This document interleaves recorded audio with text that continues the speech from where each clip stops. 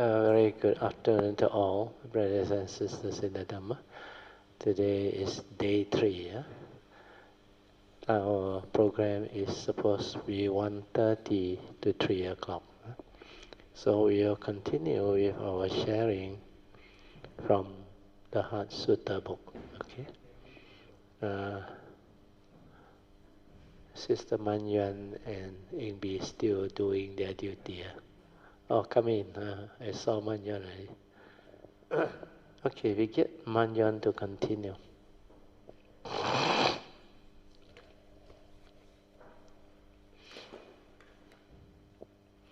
We are at page 84. Heart Sutta class, lesson 15. This one also very good. Mind is a forerunner of all things.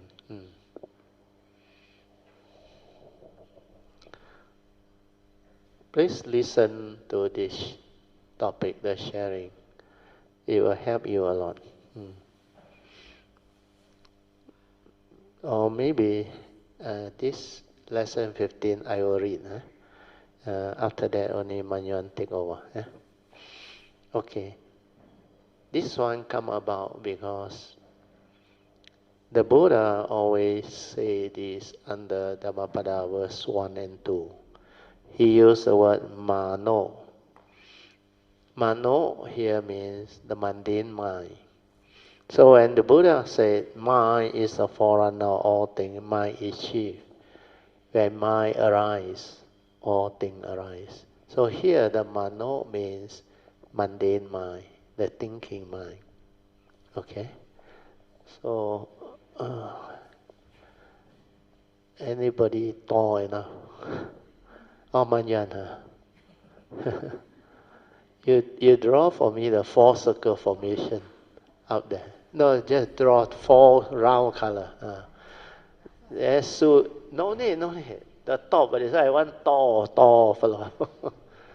Then you write the source, or original nature, then the true mind. The second circle is the true mind.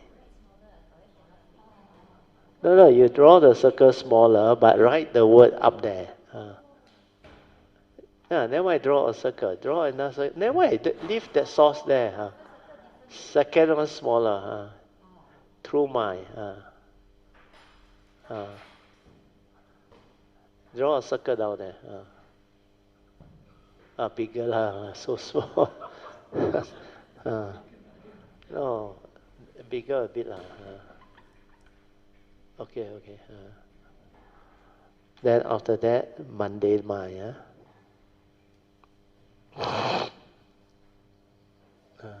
Followed by the phenomenal world of consciousness. Okay. So, based on the 4 circle formation, originally there is just the source where all things arise, or they call it the original nature, 本来的面目, or sometimes people call it by the oneness nature, and Buddhists like to call it Buddha nature. Never mind. Phenomenal world. PWC enough. Phenomenal world. Not mine. PWC enough. PWC. They know what it is on PWC. Phenomenal world of consciousness. Okay, enough. Thank you. So what happened is, the first thing to come out is our true mind.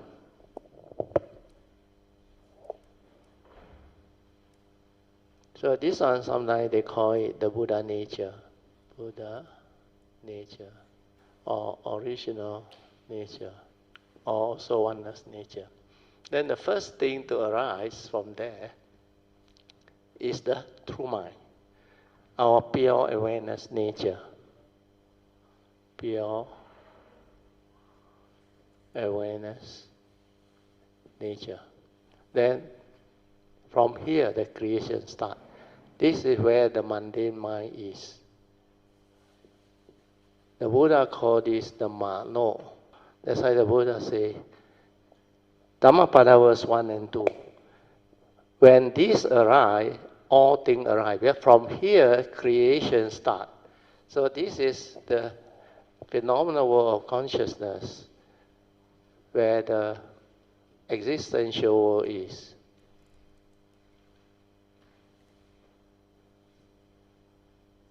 Or what we call existence, the universe.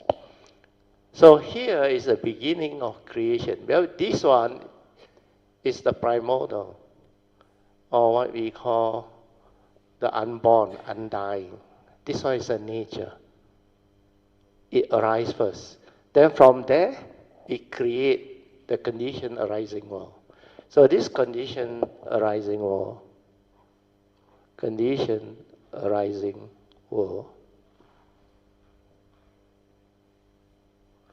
is the beginning of creation.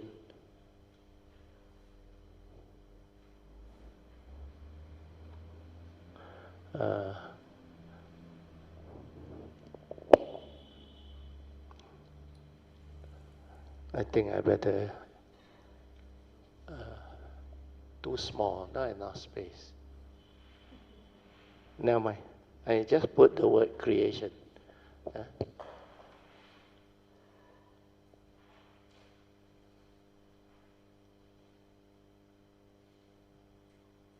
So this one is the beginning.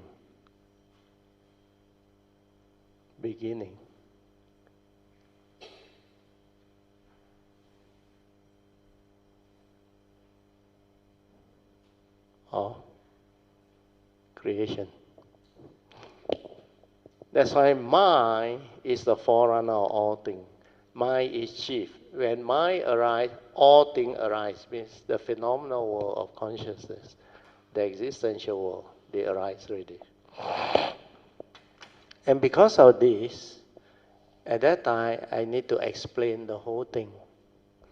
So this explanation is very important. You listen carefully, it can help you understand, then develop the wisdom. According to Lord Buddha, mind is the forerunner of all things, and mind make our day. Hence, through mental consciousness, we perceive the phenomenal world of consciousness, all of physical, mental, and nature's phenomena within life and existence. Then, like earlier on, I have already defined for you what is a phenomenon. Anything perceivable by the mind is a phenomenon. So a phenomenon doesn't mean that something moving, understand or not? Whatever you perceive is a phenomenon. So the perception that brings the external form in is a phenomenon. If it's a physical thing, it's physical phenomenon. Physical means what? Like your physical body. All the movement, activity, you perceive it, that is the physical phenomena. Then after physical phenomena is mental phenomena. All your mental aggregate, your mental thinking, activity. The awareness is the one that is aware of it. And when you can be aware of it, these are mental phenomena. That's why in nature, you can be aware of your kaya, physical phenomena, mental phenomena. Then last one is nature's phenomena. You know what is nature's phenomena? Isn't it?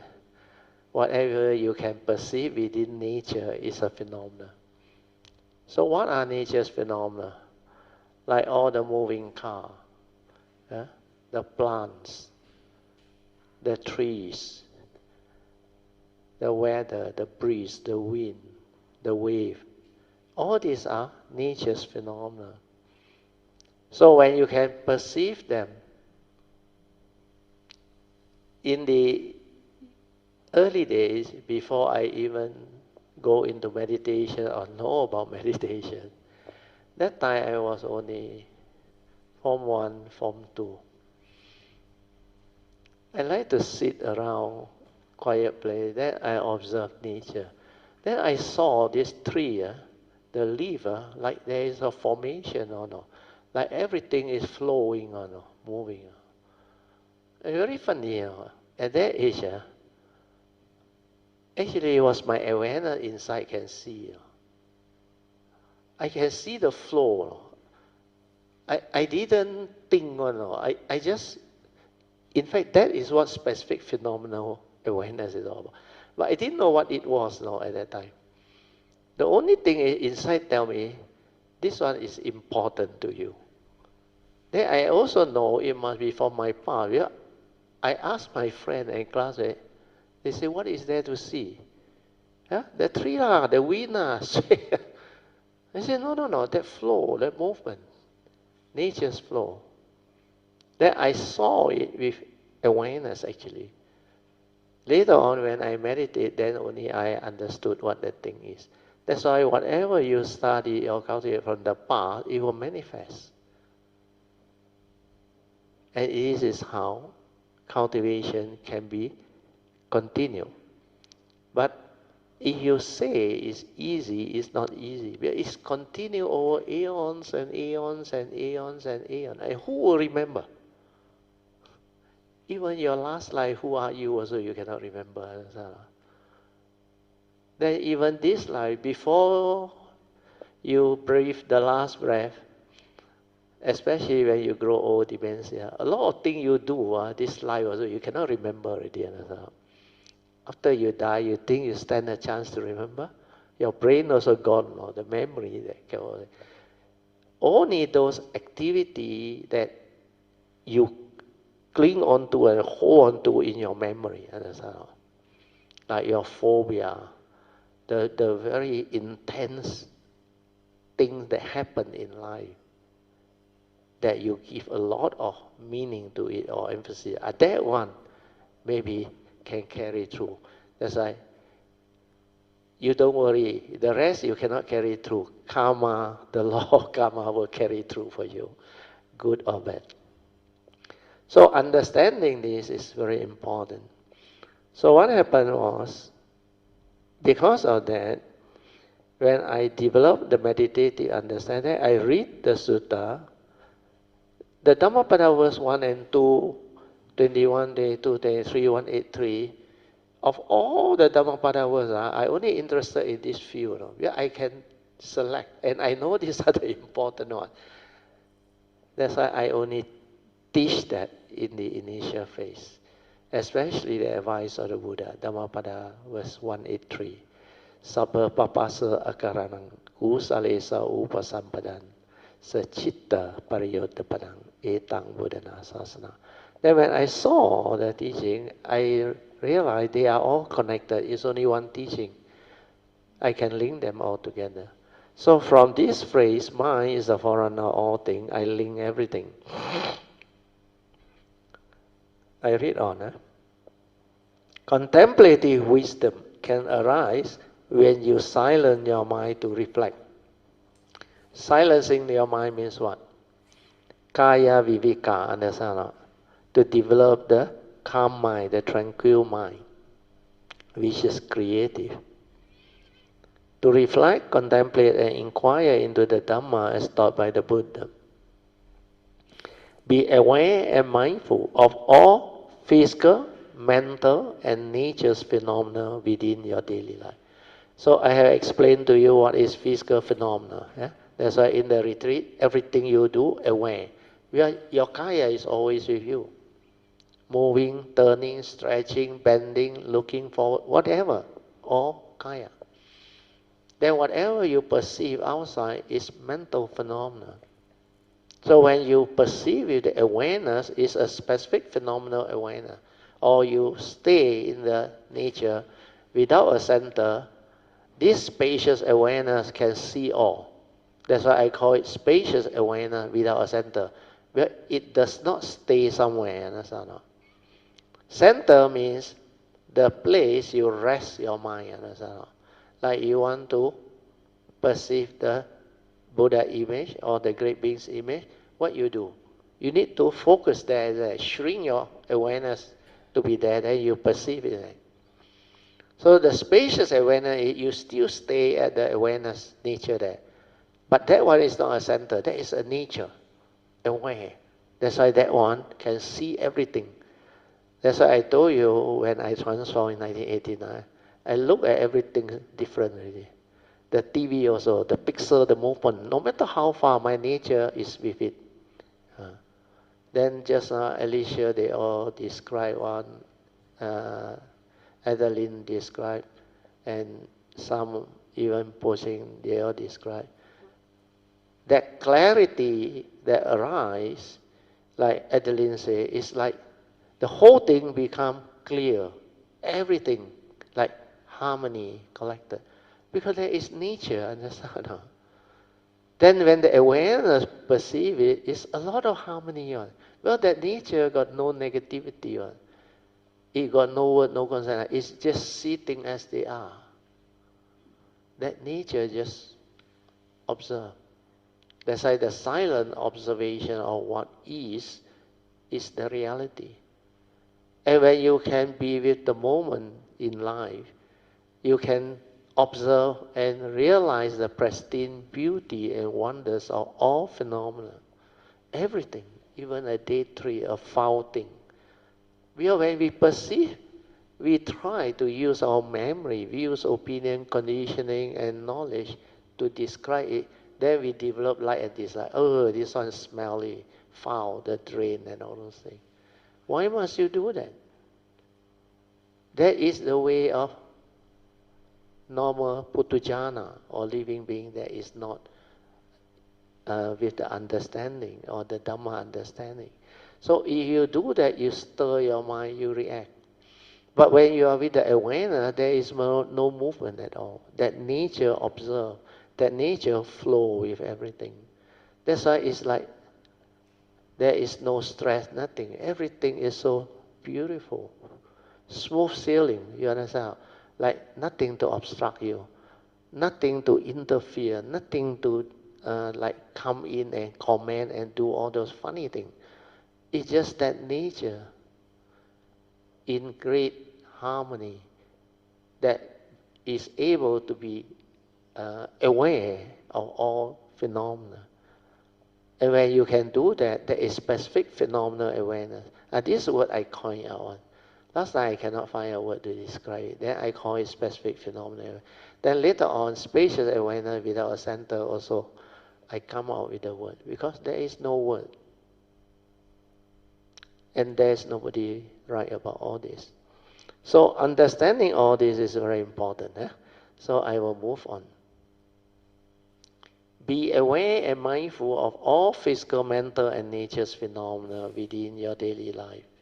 To see clearly the moment of its arising, sustenance, and passing away of all phenomena.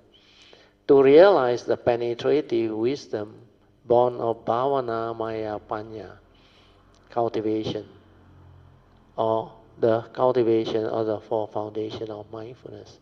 So this one, when you can be mindful to that stability, that you can see the spontaneous birth or arising, sustaining, and passing away the phenomena, means your mindfulness very stable already. Then you will penetrate the three characteristics of nature. Anicca, dukkha, anatta. Straight away you will awaken to you. Where you saw everything is like that. That's why after my pandemic collapse, I saw everything was like that. That's why I was able to tell you truth is everywhere in the midst of life and nature. Why can't you see? For those who see, they always see. And that is how awareness-based meditation with that nature, you are capable of seeing it and developing the wisdom. And then from there onward, you cannot be deluded by the phenomenal world of consciousness and form. The illusionary world has got no power over you. Then you understand clearly all the essential Dhamma that the Buddha teach, very clearly what human beings or living beings are, why they are just karmically conditioned, vehicle and tool, not a permanent and changing entity, hence not you. You will see all this. That's why you will awaken to all this. Then you become different. When you understand, you become different. When you don't understand, you got a lot of questions. Like everything not right on, contradictory and all those things. Because you approach it from the mundane mind, mundane thinking, mundane understanding that has duality. That's why I told Eng Bee the Kayametta. Duality exists, but it pertains to the conditional, the existential world. In true emptiness, which is the unconditioned, there is no such thing. All this doesn't exist. So understanding the unconditioned, the condition is what the real enlightened being is capable of. Otherwise, you are still one-sided. And that's all. Like the second type of sea, the direct sea. So that one, they still have duality. And that's all. 看山不是山, they can still argue with people. And that's all. But at least with that, they can develop the wisdom and merge with the third level of seeing. And then they won't argue anymore. Okay, I read on. Hopefully you can catch it. With the silent mind, see, I always emphasize on that word. Silent mind means what? Your true mind, your pure awareness nature. So with the silent mind in pure awareness, one can be aware of all the vibration and phenomena within one's body and mind. One will be able to perceive deeper into one's mind consciousness. All phenomena can be perceived via the silent mind or the pure awareness nature. And it can also witness how they come and how they go, how they arise and pass away, their birth and death, etc. Hence realizing their impermanent and empty or non-self characteristics or nature. You will see them everywhere. From your bodily vibration to your heartbeat, your pulse, your feeling, your thought activity, your perception, your consciousness, physical, mental, and nature's phenomena. That universal characteristic is everywhere. Yeah. You only have to silence your mind to see them all as they are, without words, without concept, idea, or labeling. What you perceive via your mundane mind or thinking mind is not the real condition, because they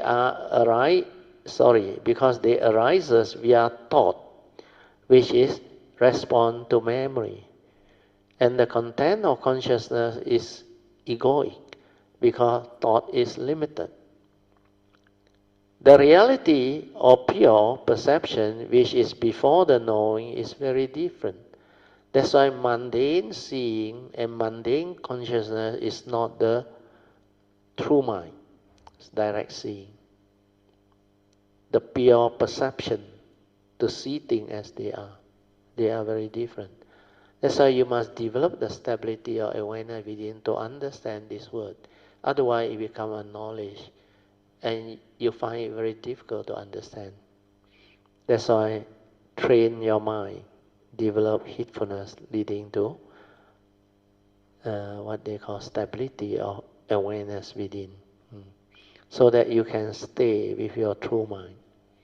Human being has the tendency to react to sense experience because of their ignorance or self-delusion. So to solve human beings' problem of suffering, one needs the Dhamma. Life without Dhamma is not easy to cope. True or not? By now you should have the understanding that without Dhamma, very charm one, you understand? You really become foolish, deluded, and stupid. Then you and Tam Chin, my daughter say, gonna pull along like the cow, the nose. So avijja is a string, pull, and you deludedly grasp, cling, hold, thinking that is really something enticing, luring. Like people who get excited going to party. They party until they forgot to go back. They become drunk. Then when they wake up, the bill in front of them. So you have to pay for everything. So all these are analogy. Life without Dhamma is not easy to cope. Without the Dhamma, there will be delusion and ignorance. with regards to understanding who you are and what you are. Without self-knowledge, one will grasp and cling to one's five aggregate of form and mind. Hence, conditioning one's dukkha or suffering. So now this one clear, yeah? Very easy to follow. Yeah? Samsara, or the wheel of life within existence, can also take the form of man and nature must harmonize.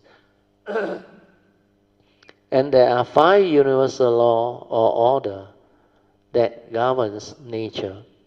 These five universal order or law that govern nature, two of them are scientific law, Uttu Niyama and Bija Niyama, means physical law and biological order. And the other three are spiritual law of karma and law of mind, which is Chitta Niyama, law of karma is Karma Niyama, and finally the law of truth, Dhamma Niyama. When you have the right view or right understanding with regards to these five universal order, which are like the secret of life, then you will know how to live life. When you know how to live life, you will know how to experience all of the wonders and beauties of life. Then life will be very meaningful and beautiful. That is what the Heart Sutta meant by true emptiness is wonderful existence.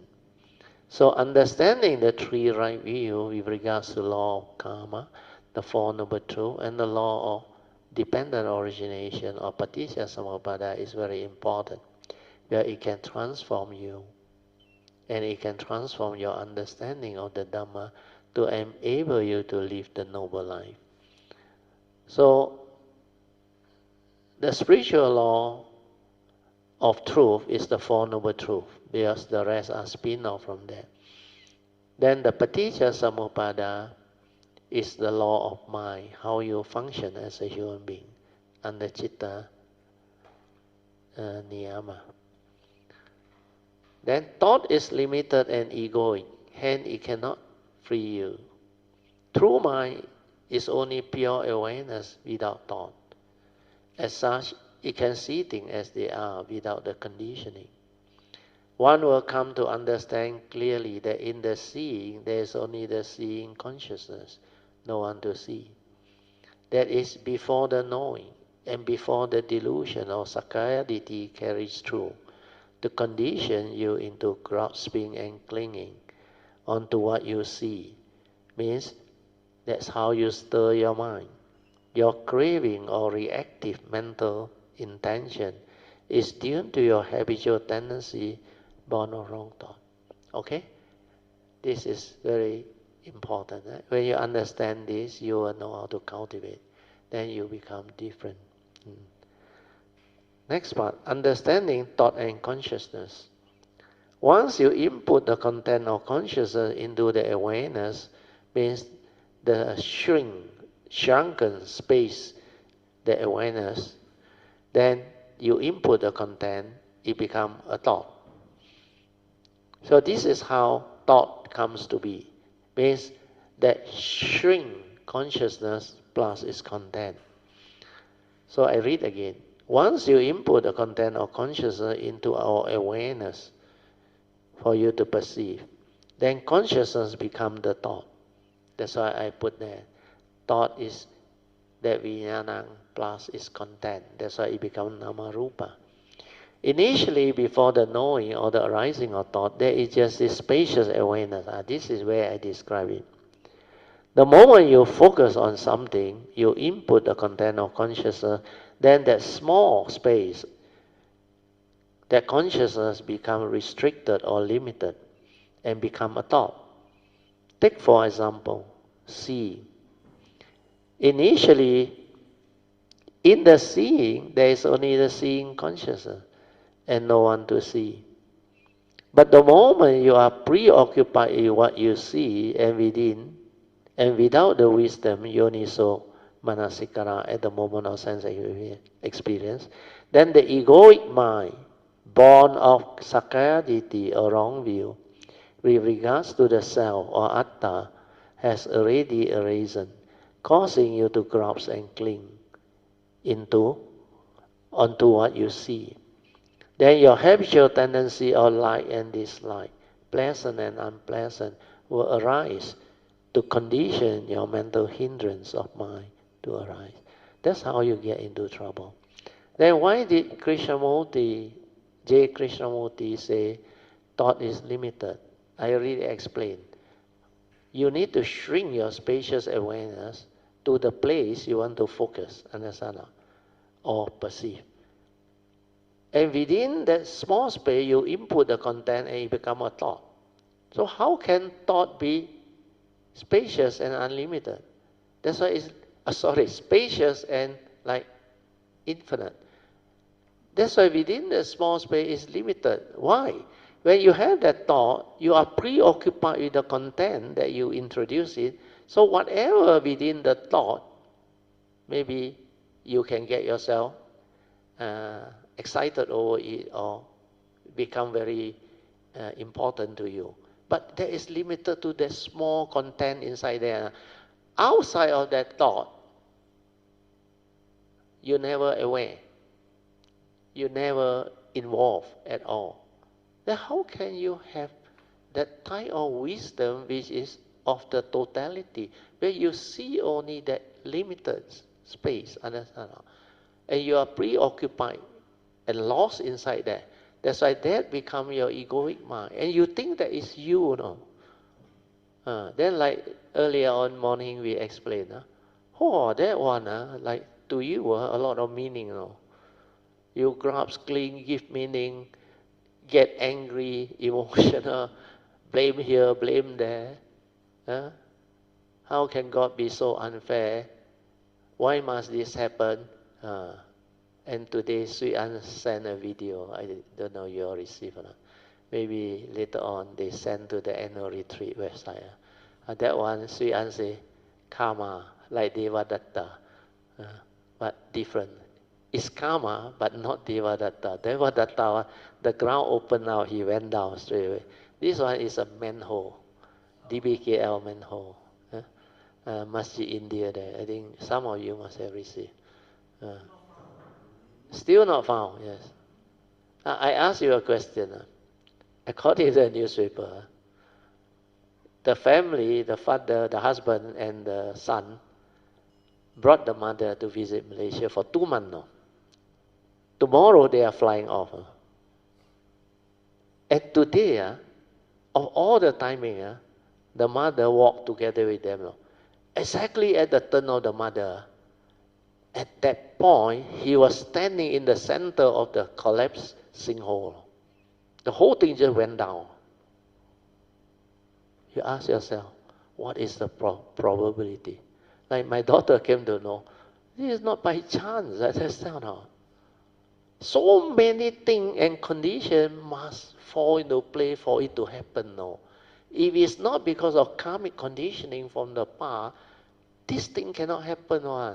From India, how many thousand kilometers away. And the whole family come for holiday.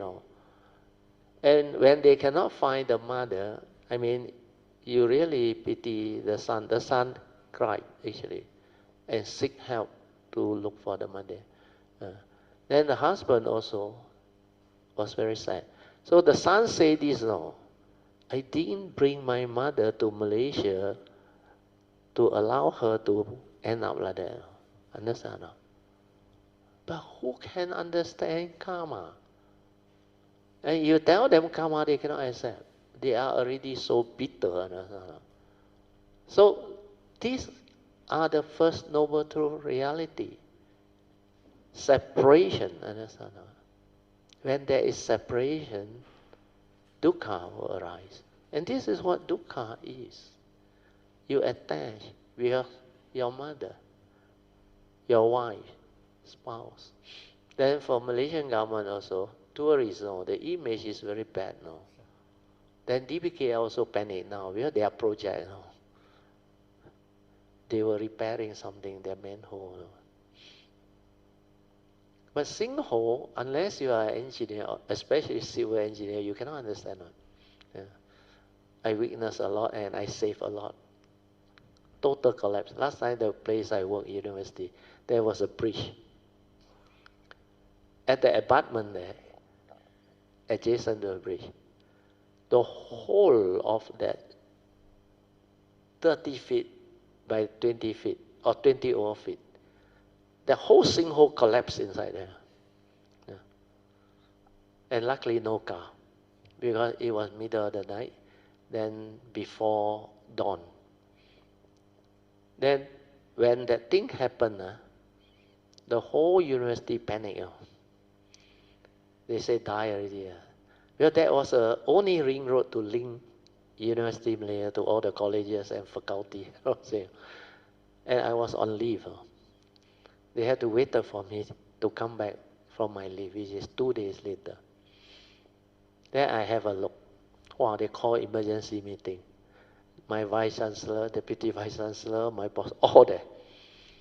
Then I told them, because the news outside is at least 3 to 6 months to repair.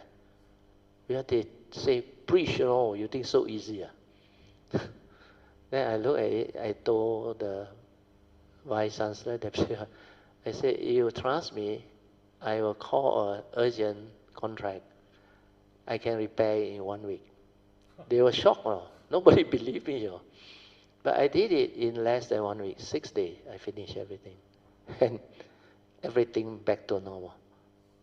That time they say, wow, this engineer different one. Well, I understood what happened. So if you understand what happened, because for the sinkhole to happen, there are scientific mechanism or engineering principle behind.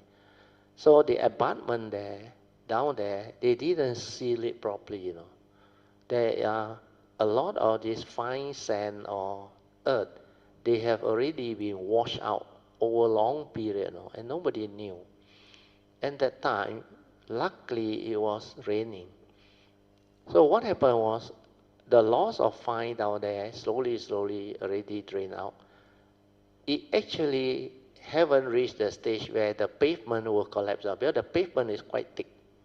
The olden day one they do, quite thick, can still support traffic. So what happened was, the water actually inundated that sinkhole, understand? Then after the rain, everything retreat. Water have to slowly come out. But because it's trapped, the airspace between the pavement and the water become a vacuum. Because this water that seep out of the thing take a while. We have a lot of water. I think it was about 12 feet deep. So as it seep out, the vacuum developed. Then that vacuum caused the pavement to collapse. And when it collapsed, the whole thing become a cavity. Very big, 12 feet deep. 30 feet, 20 feet, 12 feet deep.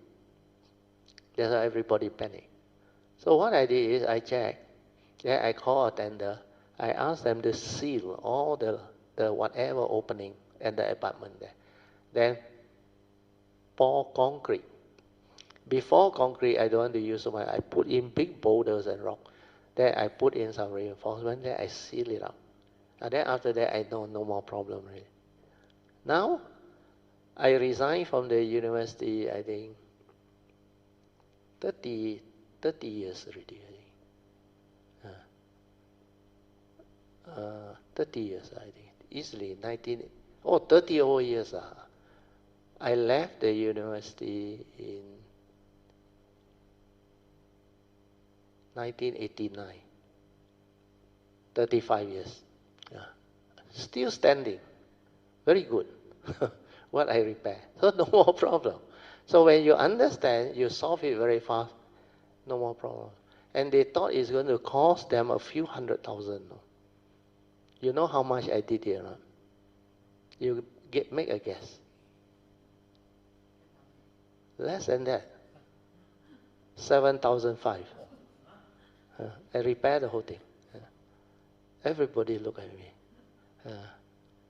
They know I am not an ordinary engineer. I went there, I solved a lot of problems for them. Everywhere I go, I benefit the organization. So this is what can arise when you have the understanding. You don't have the understanding, like this incident, DBKL, I think they still don't know why it happened.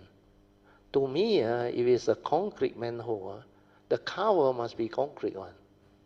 Understand or not? It cannot be a sinkhole one. Correct, but it's a manhole, no, concrete manhole, no. It's, don't know, 5 or 6 meter deep, no. How can you don't have a cover? The ordinary manhole also got a grating or what, understand? Cannot be one. Something is wrong. I think they must have put only temporary timber or not. They forgot to put the concrete. Then they pave over it, you know. All the paver, you look at the video. Oh. If it's concrete supported by the four wall, how can it collapse? Understand? There's a DPKL, they're not review. I saw the video. Go in, no. Concrete, where can fail like that one? But never mind. Let them investigate. Okay, I better go on, otherwise I cannot finish. So now you understand why thought is limited, isn't it? So all those things done. As form is a product of thought, hence thought can see form. But form cannot see thought, because thought has got higher intelligence than form. This one you understand or not? Huh? You don't understand this sentence? Beng Fwee, understand or not? Oh, good. You can understand means good. Form is a product of thought. You know why it's a product of thought? Huh?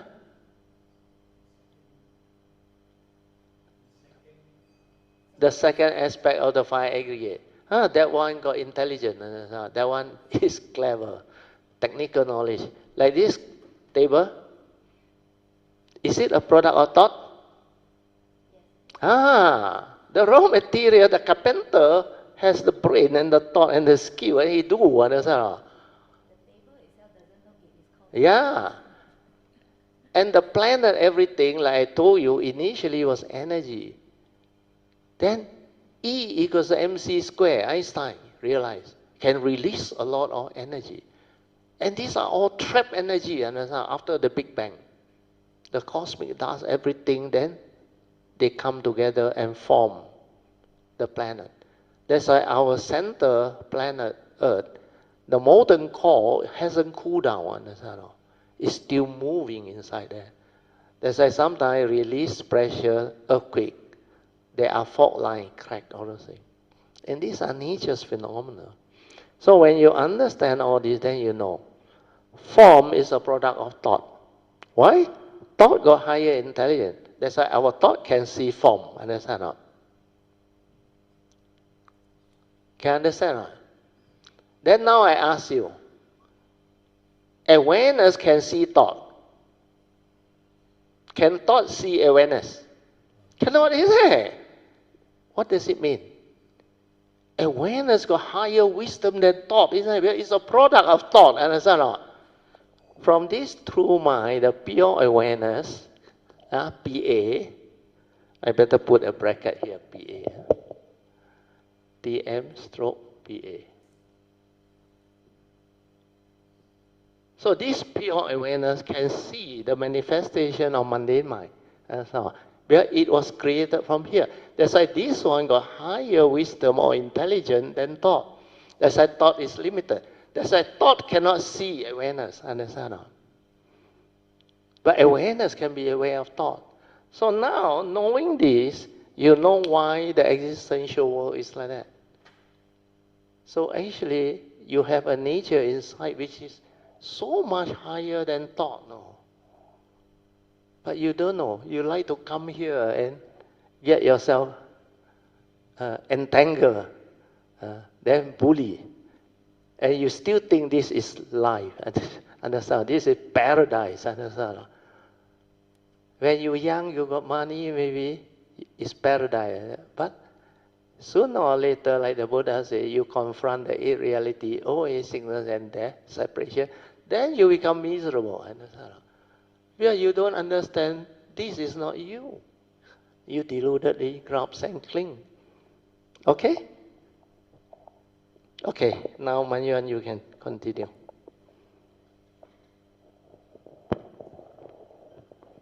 (1.3) Important inquiries for developing the meditative wisdom. 1. Are the feelings, perception, sankhara, and consciousness that arise in you really what you are? 2. If feelings and perception, etc. are you, then when they arise and pass away, how come you did not die? So, who are you and what are you? 3. If the 5 aggregates of form and mind are not you, then why did they arise in you? Part 2, Heart Sutra, Lesson 15. 2.1 Definition of terms. Profound prashna. Wonderful wisdom of those who cultivate the Bodhisattva way to become Sama Sambuddha. Superficial prashna. Limited to the understanding of the 4 truths and the 12 links of conditioned causation as taught at the Theravada level. Form Dhamma. Perceptible Dhamma at the form level. First of the 5 aggregate of form and mind. Mind Dhamma, non-perceptible Dhamma, the remaining 4 aggregates of mind, namely feeling, perception, activities of mind and consciousness. Need awareness or mindfulness to see the mind Dhamma. If one cannot see form Dhamma, then it will be very difficult for them to see mind Dhamma, which are much subtler and much less perceptible. Cultivators of superficial prajna can end the birth and death of their delimited segment, body and mind, but they are unable to transcend the birth and death of fluctuations and the thought. They can be enlightened because they don't have ignorance, so at the moment of death there is no more rebirth consciousness, but their mundane mind is still there when they are still in the midst of living life. Previous lives could be animals, petas, demons, devas, etc. Then this life say you are a human being. So which one of these is you? None of them, isn't it? Part 3, Meditation. So I explain a bit. So now you understand if there is karma, every time you come is one segment. So over the eons and eons of birth and death, definitely the 31 plane, I think you have been through most of them, especially the 4 woeful rhyme. In fact, the Buddha also went down before, where he also Bodhisattva. Then the human rhyme, which is very rare, but also possible. But some of you who have the good fortune, you keep your minimum 5 precepts or what, you born as Deva rhyme. Then some do meditation, jhana, concentration, or you become a Brahma. That's why Brahma got 16 rhymes. First jhana, 4 rhymes, second jhana, 4 rhymes, third jhana, 4 rhymes, then fourth jhana, another 4 rhymes. So all this is what they call existence, rhyme of existence. Then if you go beyond the form jhana, you do the arupa jhana or formless rhyme jhana. They call it the rhyme of infinite space, the rhyme of infinite consciousness, the rhyme of nothingness, then the rhyme of neither perception or non-perception. Your mind becomes so subtle, no form, like very, very tranquil, very still. You're at the arupa level, it's very fine. They live very long. They live for eons or no, some thousands of eons or no. I think the highest one is don't know how many thousand eons. So all this is what existence is. Maybe most of them don't do the formless rhyme one. So formless rhyme existence, not that many. That's why they live very long. And to a lot of cultivators of the formless rhyme, like Alara and Udaka, the teacher of Sakyamuni Buddha before he became enlightened, they believe that the formless jhana that they have achieved, 7 jhana and the 8 jhana, means the last 2 of the formless rhyme jhana, to them, they believe this is the highest. This is what they term as enlightenment, or in whatever term they may want it. Well, the existence is so long. To them, that is it. That's why when they die, they already make aspiration to be there. And that's the reason why when Sakyamuni became enlightened, this too must die before he become enlightened. Otherwise, he will enlighten them. Then their vow is too powerful. They make that type of vow. So it seems when the Sakyamuni Buddha checked, one of them just passed away, I think the night before. Yeah. Then the other one also passed away, 1 week before. So after that, the Buddha contemplate, reflect, wow, these 2, if they around, immediately, nhất điểm就着, you understand? Nhất điểm就着. In Mandarin is what? 一点就悟. Means he just had to say a few words, they all enlightened already. But this is your pure wish or aspiration. You think there is a higher, you want to go there. That's why nature fulfill you want. Understand? Then he looked around. Then he remembered the 5 ascetics. The 5 ascetics left him because they saw him eating. So they thought he's not serious. That's why he left. They left. But luckily he walked all the way. I think took him quite long. I think 30 days or what, I forgot already. To meet out with them. But this time when they met him, they also become different. Because they saw the radiance in him, the aura. And he speak with such confidence. That's why they listen to him. Then one sutta, Dhammacakkappavattana Sutta, Kondanya becomes Sotapan. Follow with Anatta Lakkhana Sutta, the Sutta of non-self or empty nature existence, all become Arahant. See? It can be as simple as that.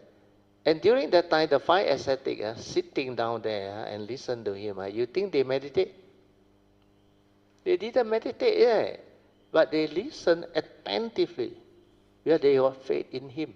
Understand? And Dhamma is like that, not difficult to understand. But you must have the causes and conditions and prepare yourself to be ready to receive truth. If you don't have an open mind, this type of truth cannot go in. Understand? That's why they only had the faith when they saw the Buddha with the radiant aura and all those things. So sometimes, like Wen Su, you know who is Wen Su or not? Manjusri Bodhisattva. He liked to manifest as a beggar. Kuan Yin also liked to manifest as old lady with patch clothing and all those things. But if you can recognize them, you will know who they are. Where they are signs. But normal human being cannot. They will ignore them as beggar and all things. So you make aspiration to meet out a great being, Bodhisattva or what, but you never make aspiration to recognize them. You remember during the Buddha's time there was a merchant? After Sakyamuni Buddha, after being told by Sahampati that there are others with little dust that can understand you, then he decided to look for the 5 ascetics. On the way, he met the first merchant.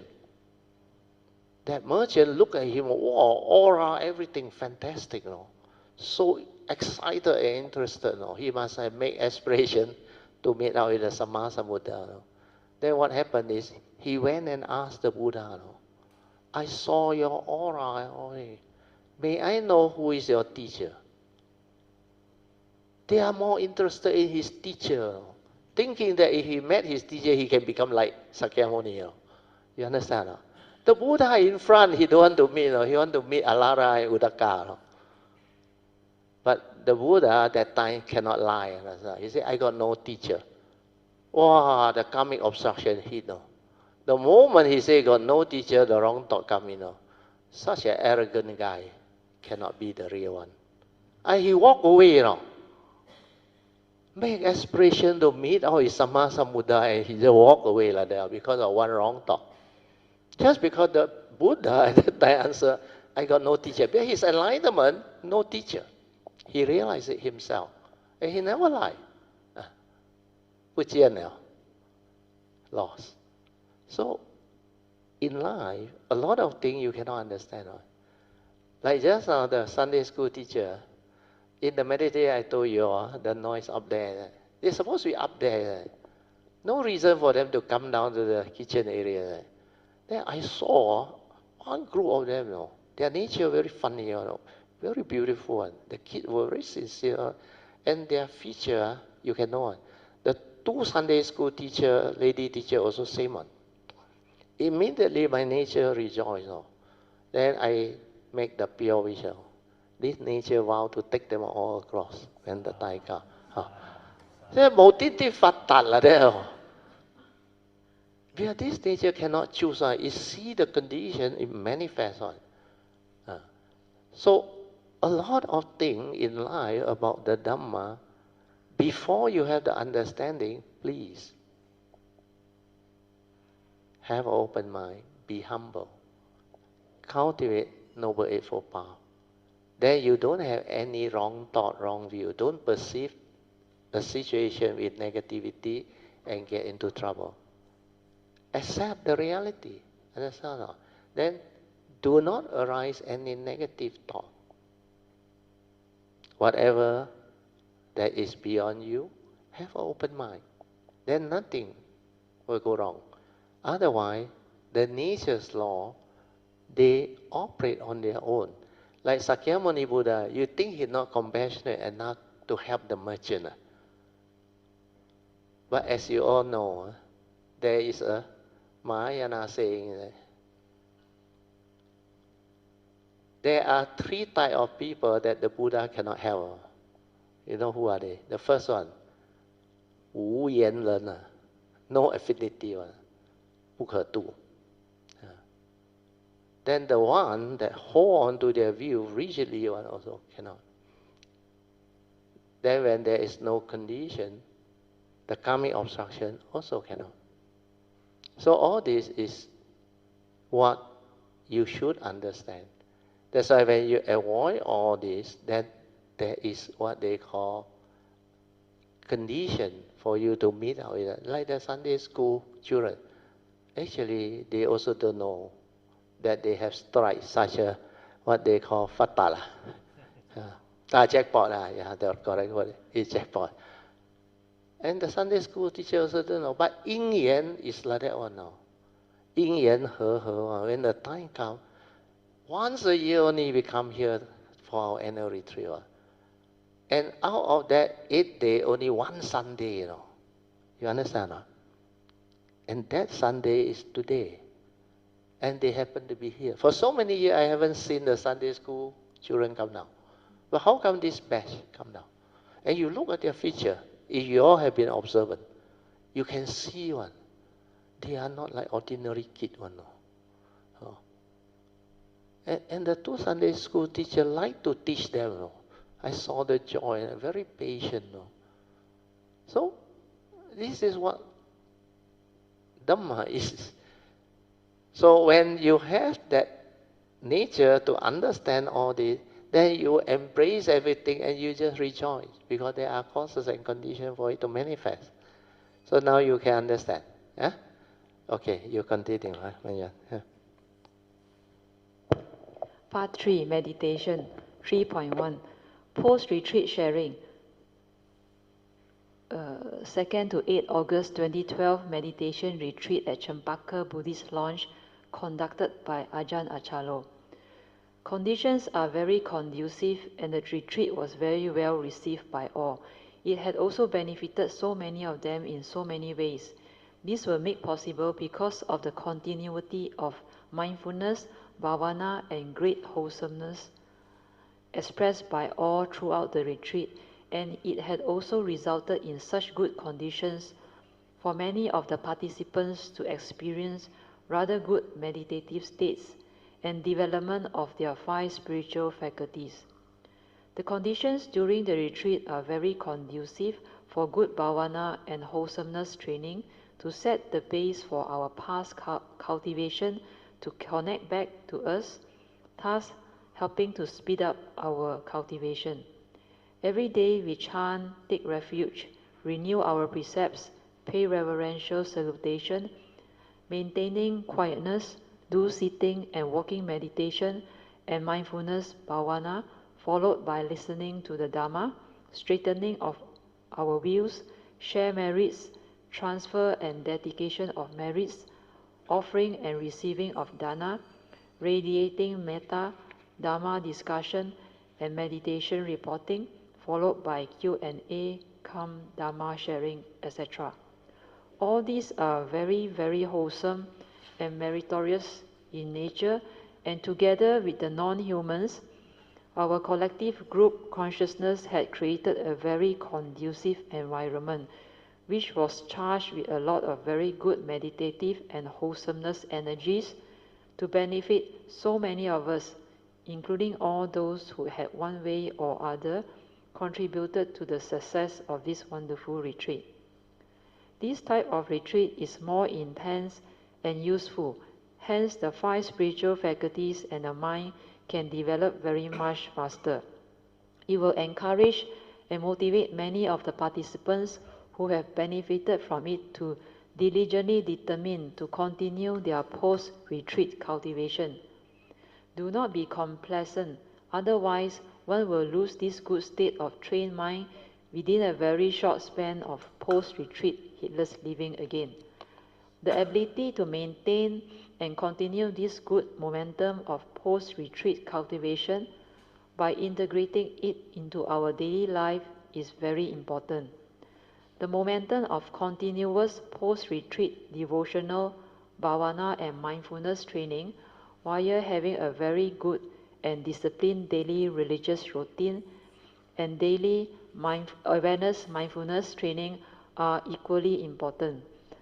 A good daily religious routine can be in the form of at least twice a day of strict devotional and bhavana training, i.e., once in the morning and once at night before one sleeps, followed by paying respects to the Buddha every time before you leave your house and every time when you return to your home.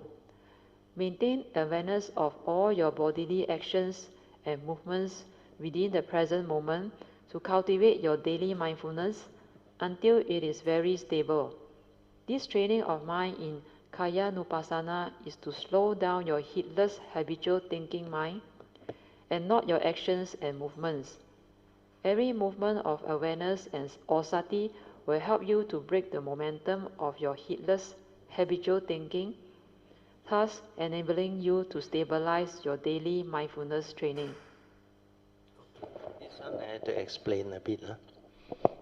You see, what I have spoken here is maintain awareness of all your bodily activity and movement, means Kayanupassana, within the present moment to cultivate your daily mindfulness until it is very stable.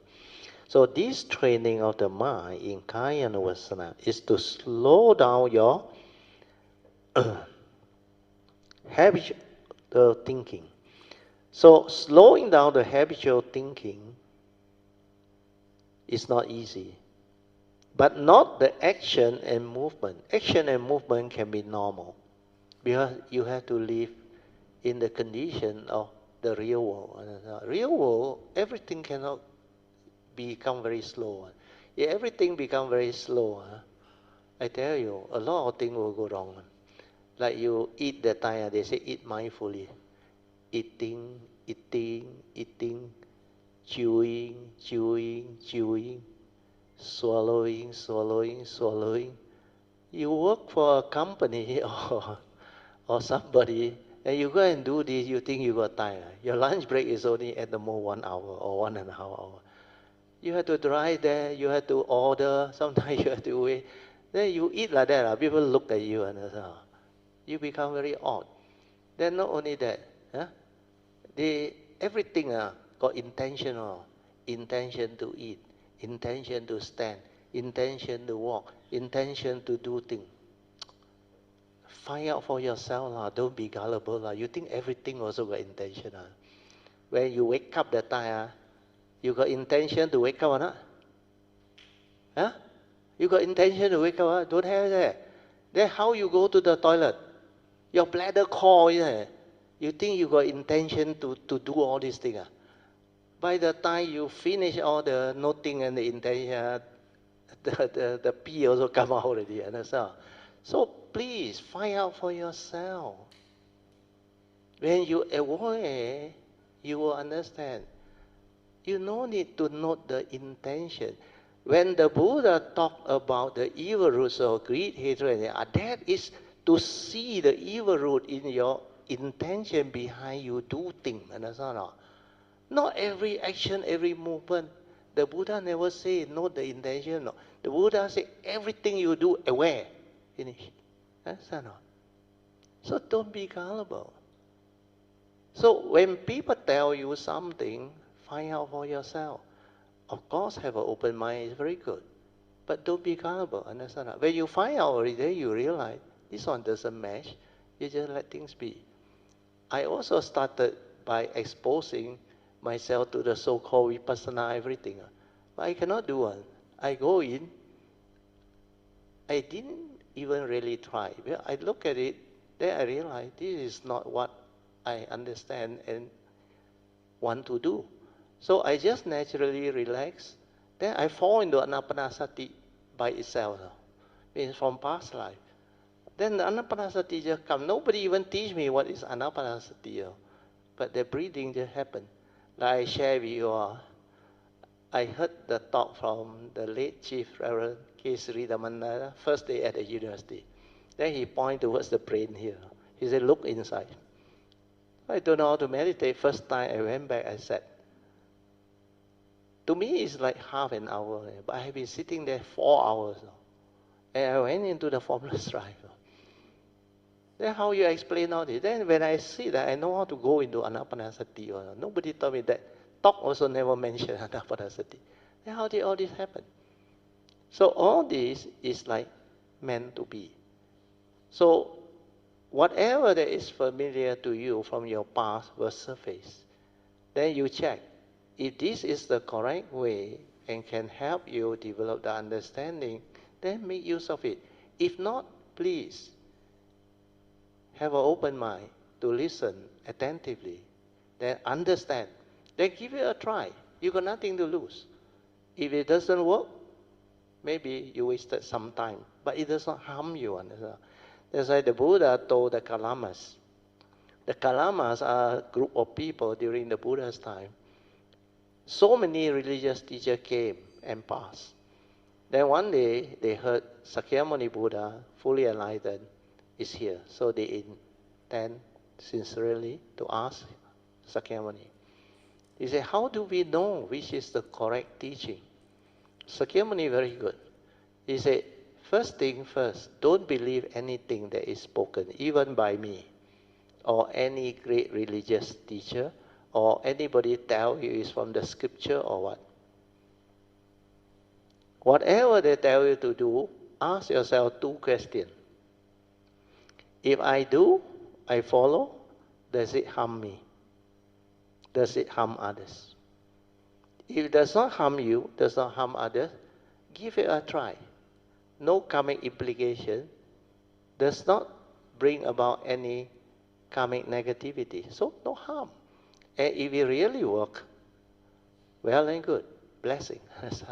So this is how you check. So this understanding has been passed down. So later on, when I develop the understanding, I apply it to the thought. Because a lot of people believe their thought, like Soo Yee say, this should not have happened. The thought tell you what. And to you, your thought is your friend, isn't it? How can your thought lie to you? It has been the instrument for you all this while since birth until now. No? So you listen to the thought, but it's a wrong thought. What happened? You suffer. So when you question your thought means what? Like the Buddha said, if I follow this thought, develop the anger and say all these which are not a reality, does it harm you? Definitely harm you, make you miserable, suffer. That's how you check, understand? Apply to the thought. But if it's a wholesome thought, like Soo Yee, he reflected, he contemplated, then he decided not to follow this one, then he applied gratitude. He said, acceptance. I accept what happened. Okay? Then contemplate in a positive manner to embrace everything. This is better to have happened now, understand? Or it may be worse. Or luckily left hand, not right hand. So these are the what they call skillful means to actually make you feel better, because you haven't really had that wisdom to accept. Well, when you accept means you understand this. What is the reality? Like the Buddha said, whatever arises, there are causes and conditions behind. Finish. Understand? So the reality already set cannot be otherwise. That's why it's what is the reality. Then he said the fifth daily contemplation, we are all born our karma, heir to our karma, conditions supported by. We are what we are because karma. So whatever happened, definitely something to do with karma. Understand? Like what happened to the lady from India. Very obvious. So what happened is when you understand, acceptance first. Because this is a reality, you cannot change.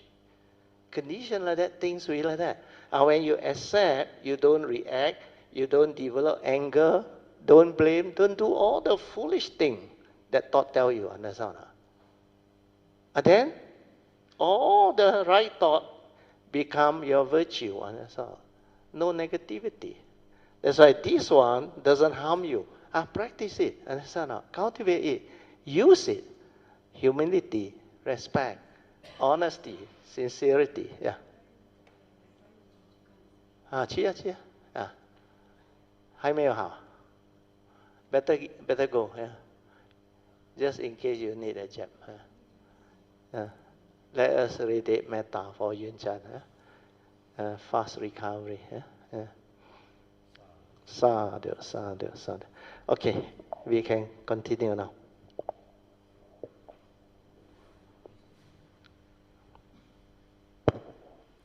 16 Heart Sutra class 1.1 Sense Bases, Contemplative Wisdom and Daily Mindfulness.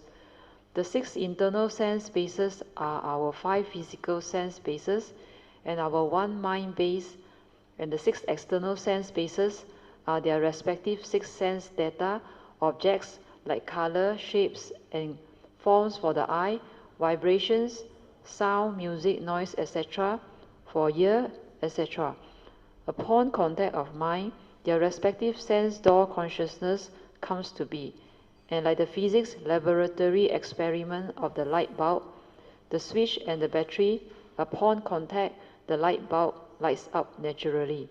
So in the same way, our sense door consciousness is also naturally conditioned arising, i.e., upon contact of mind with their respective sense bases and sense objects, their respective consciousness comes to be.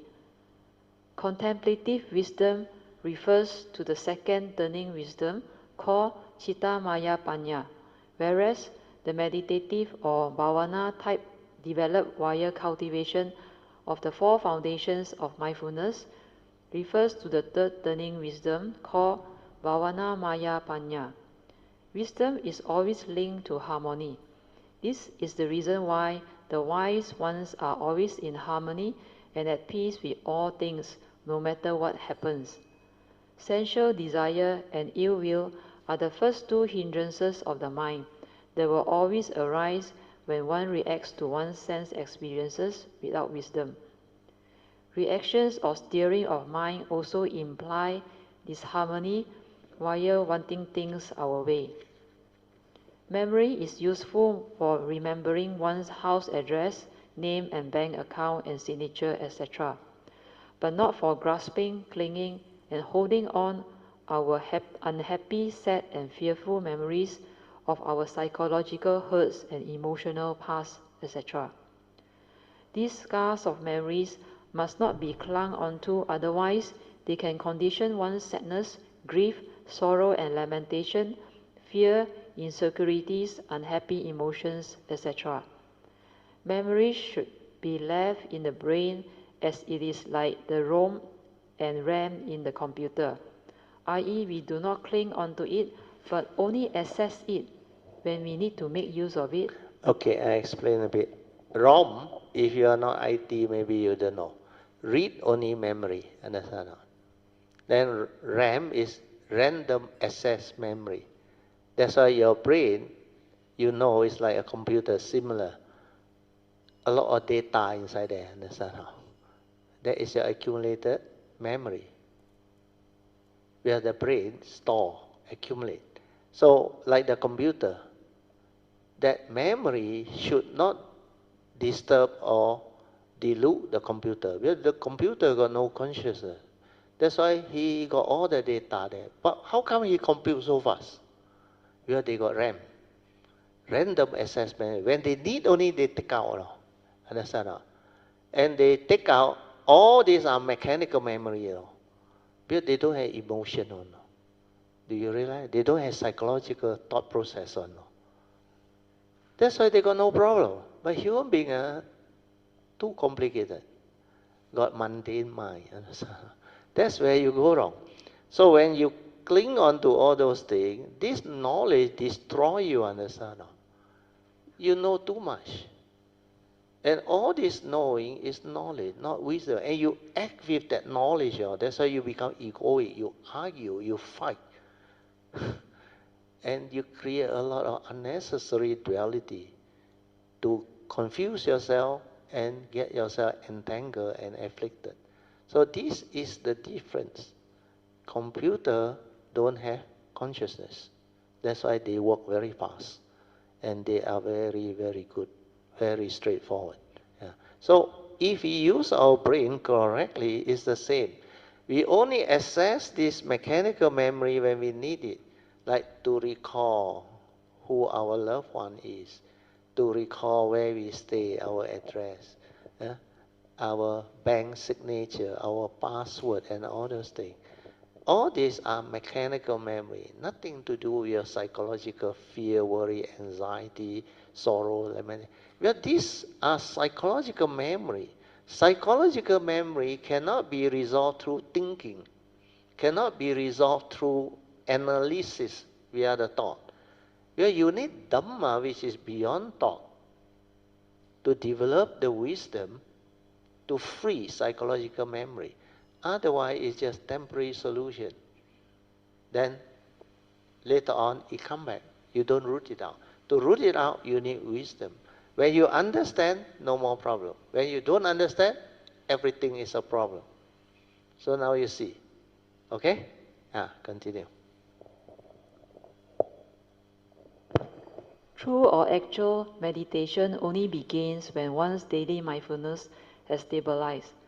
That is when one is always aware and heedful throughout the day to investigate the Buddha Dharma in daily life while cultivating the four foundations of mindfulness to truly understand who we are, what we are, how we function as a human being via self-knowledge, and how we become what we are via understanding how our mind stirs at every moment of sense experience and how we are conditioned into various mind states of suffering due to our own delusion and ignorance. The silent mind in clear, stable awareness or mindfulness will enable us to be aware of the sense door consciousness that arise at every moment of sense experiences, thereby enabling us to witness all of the Buddha's Dharma, like the Four Noble Truths, the law of dependent origination, etc., as taught by the Buddha within our own form and mind or phantom-length body. This witnessing via the direct seeing can give rise to a lot of wisdom, leading to the awakening or enlightening in the here and the now. Part 2, Heart Sutra, Lesson 16. 2.1. Silence your mind and be aware from within or inside to realize the true mind. Then you will understand why only wisdom frees and liberates the mind and nothing else. Then you can understand, Master, Xuan Hua's commentary that states, with wisdom, you can very naturally reach the other shore of nirvana. Very easily, very naturally, you get to the other shore without any need expend any effort at all. 2.2 Question. Is this divine innocence of a newborn baby the same as the enlightened state? Brother Teo answered, no. The newborn baby's condition is different. Only the mind state of pure perception is quite similar. The reason being, in the case of the baby, the so-called pure perception comes about via a brain that is still quite innocent and pure, in the sense that it is not conditioned by any memories, views, opinion, conditioning, or concepts and words as yet. So the main difference is that mind state is not born of wisdom. Whereas for those of the enlightened one, their perceptions are still pure perception despite their memories, conditioning, etc., due to their wisdom, and there is clarity within and their pure perceptions.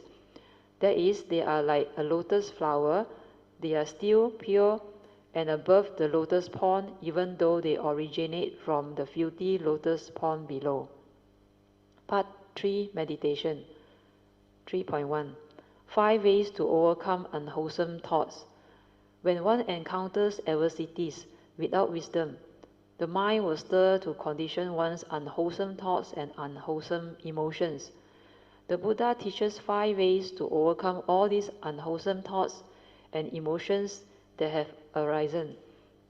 First way, think of the direct opposite wholesome state.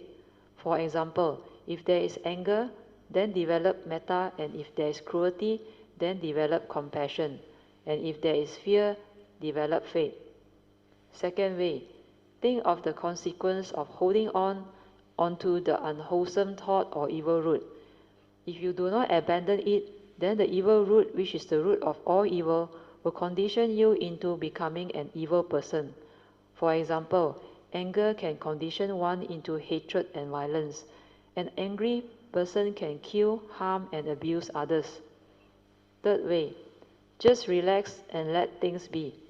This is the meditative way developed via understanding that the natural state of mind before its stirring is already the meditative state of peace, calmness, and silent inner awareness, and that the very flowering of the unwholesome thought is the very ending of that thought if we don't give it any more fuel to proliferate. Fourth way, trace the origination factors and then retrospectively reverse them via the cultivation of mindfulness of Dhamma, Dhammanupassana, i.e., via cultivating of the mindfulness of the 6 internal and 6 external sense bases. This is to develop the wisdom to free. Fifth way, if all the above four ways also cannot help you, then you must use your own self-determination as recommended by the Buddha, i.e., with clenched teeth and your tongue up towards the palate, you should determine strongly to abandon the negative unwholesome thought. 3.2 Question. Is it alright to indulge in positive thought during formal sitting meditation? For example, like recalling thought of doing good deeds, etc. Brother Teo answered, not advisable, because it is like trying to create good memories for a good state of happy mind moments, which is a form of thinking and sensual indulgence or craving for these happy mind states, whereas radiating loving kindness or metta is different, because it is not thinking. It is from the heart with the pure feeling of true metta. You are silent and you radiate that peaceful metta sincerely from your heart. When you are in the sitting posture during formal meditation training, try not to do that because it will not bring about the bhavana maya panya, the meditative wisdom, born of the third turning of the Four Noble Truths. During the formal sitting meditation, your main focus is to initially train and tame the heedless thinking, mind, into a relaxed state of silent inner awareness. Then, after it has stabilized, keep it silent and just be aware within to understand what is going on within our own form and mind, so as to develop the third turning direct seeing wisdom as taught by the Buddha.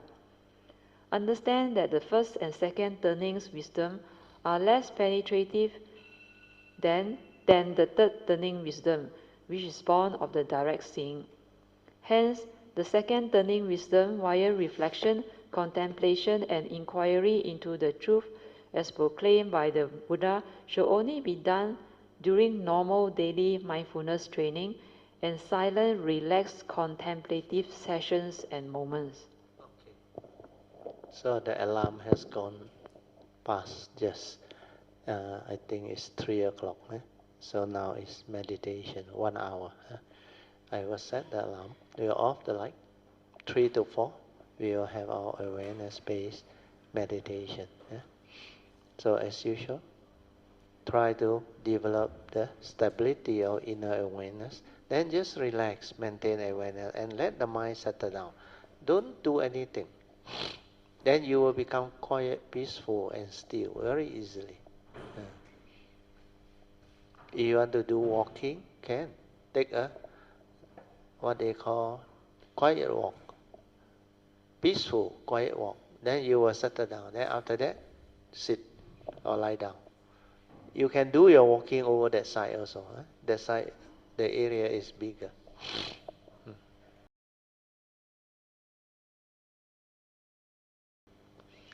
Okay. You can slowly, mindfully come out of the meditation. Try to maintain whatever inner peace, inner calmness, and inner awareness that you have developed for as long as you can. Okay. Then, is there anybody who wants to report or share their meditation? Or ask me any question? Anybody?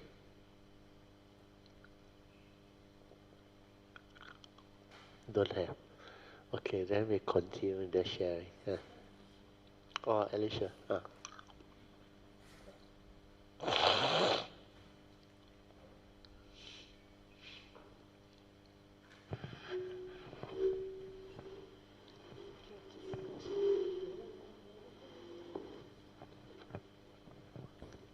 Hello, Brother Teo. Yeah. Good afternoon. 我可以讲华语吗？可以，用华语没事。首先我要感恩这次的 retreat， 因为要很多 condition 才能够来到这里。过来就是当我们的 bus 一 approach 那个观音的时候，我就很多的法喜。哇，Sadhu。然后我的身体就一直开始 vibrating，then until 我们 start puja 的时候，我就 as usual 法喜的哭。对。换那个麦，因为那个不够大声。然后过了就是我一直身体很多的那种 vibration 是来。你看它是很 subtle， 但是它好像很 heightened 这样讲，就是很好像很什么，然后它一直 stay 在我的 heart area 这边。然后过了之后我就去 reflect， 然后我应该怎样的 relax 下来，然后进去我的 gateway 嘛然后我就躺在那边的时候，我就一直 relax， 然后它就进到很深。然后等到我出来的时候，就是我 regain 我的就是我 observe 到就是从那个 nature 怎么样出来。对。然后从那个当我first thing conscious 的时候，就是他根本好像还没有回来这样，就是那个只是一个 pure conscious 对，你还没有 become fully conscious, you haven't come out of it yet. 是，就是他好像 relate 回去，不然就所讲的那个，就是你 first thing 你一出来，你其实好像就是这是一个 consciousness， 那个 awareness 对，就是什么都没有，就是连那个 memory 也没有，没有，全部没有，就是没有 memory 空的，然后要过了很久，我好像才回到来这个满对点时候。你一回来的时候啊，你慢慢出来的时候啊，你看到那个 sense data 全部会进来的。对， It's like slow motion on. Well, your nature see everything like slow down on. But it's actually not slow down. It's normal. Then you can see how your senses function. The paticca samuppada is show it to you. Very good. 而且他看到那个 memory 怎么样出来 Yeah, how you 怎样 retrieve. yes How you input the content, 所 everything 你以看得到的。所以我就想，因为昨天 Brad 的 sharing 给我的 understanding 就加强了，然后就是这个是我所要分享给大家。感恩大家，阿弥陀佛。阿弥陀佛。This one is very good because he said he had gratitude towards all those who like make this retreat possible, including the organizer, participant, and everybody who has made this retreat possible. Because when our bus was approaching Sampo Temple, on the turn where I show you all the Kuan Yin, she started to detect a lot of very good nature's energy. Then she has a lot of joy, a lot of Farsi singer.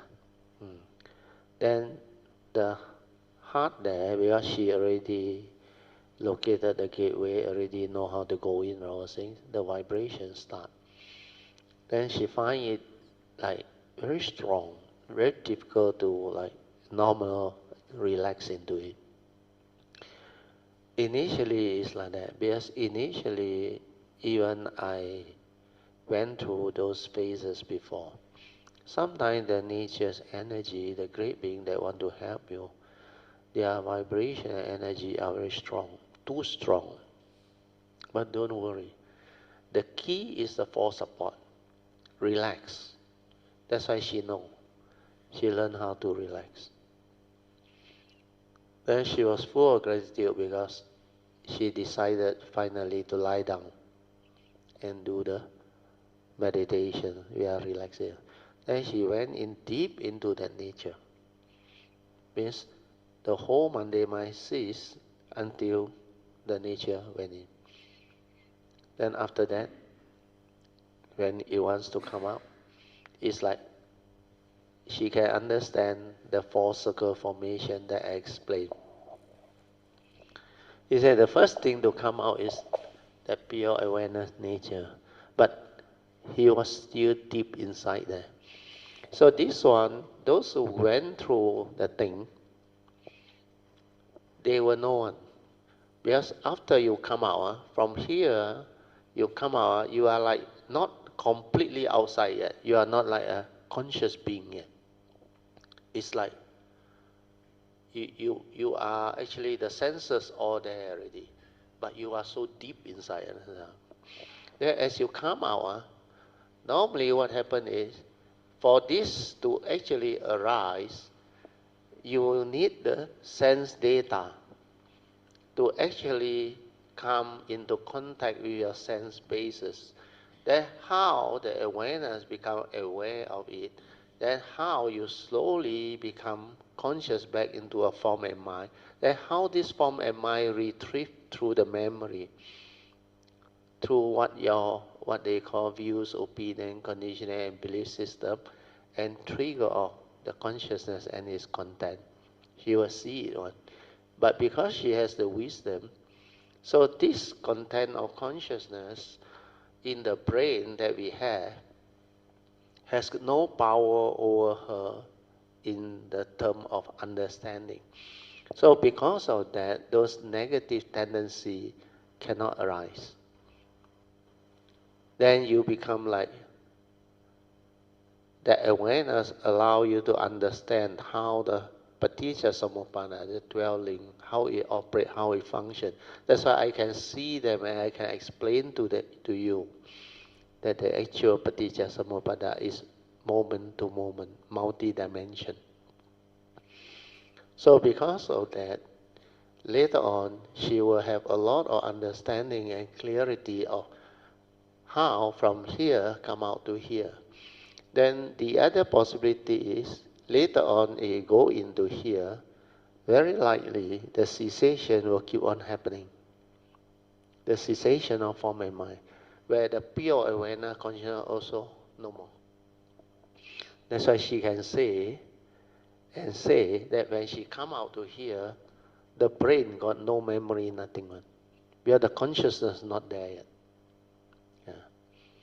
So before the consciousness come out, what happened is, from that nature, when it come out, it will split that consciousness into 3 areas of consciousness. One is at your heart, one is at your dantian, and one is at your memory, the brain here. So these 3 areas of consciousness, when it come out, you like automated into a conscious human being. But because you just come out, the awareness is still very intense. Then you start to see how it animates you into a human being. I remember the brain here, like what she described. The brain like got nothing on. Because this whole brain, like a dynamo, I used to use the word dynamo. When the dynamo moves, it got a type of very quiet sound, like running. You know it's running. Then there is no heedless thinking, nothing. It just run. So what happens is, when the consciousness come back, this one zoop, like the dynamo start again. Then I saw how this memory operate, how it go into the dynamo functioning again. Then from there, I also saw how the sense data coming in. And very funny, the sense data, as your awareness saw, is like slow down, Then before it hit my sense bases and contact, I know already, I'm going back to become the normal human being already. Then I saw all the link. We have no avijja. Okay? So no avijja, no paccaya sankhara.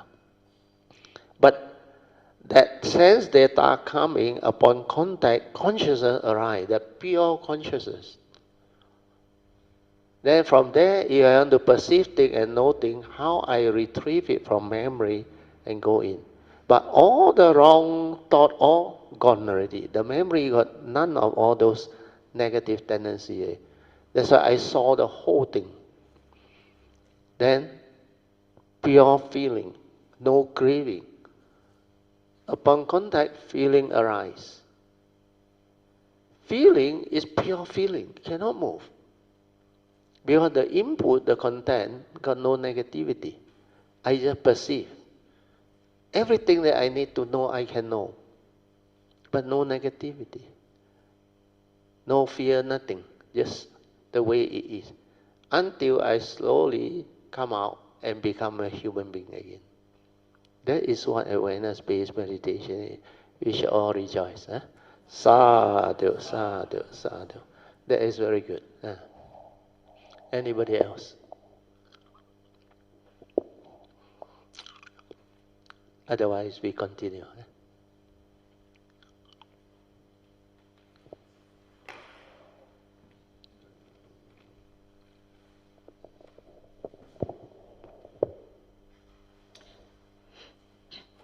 17 Heart Sutra class 1.1 Direct Seeing.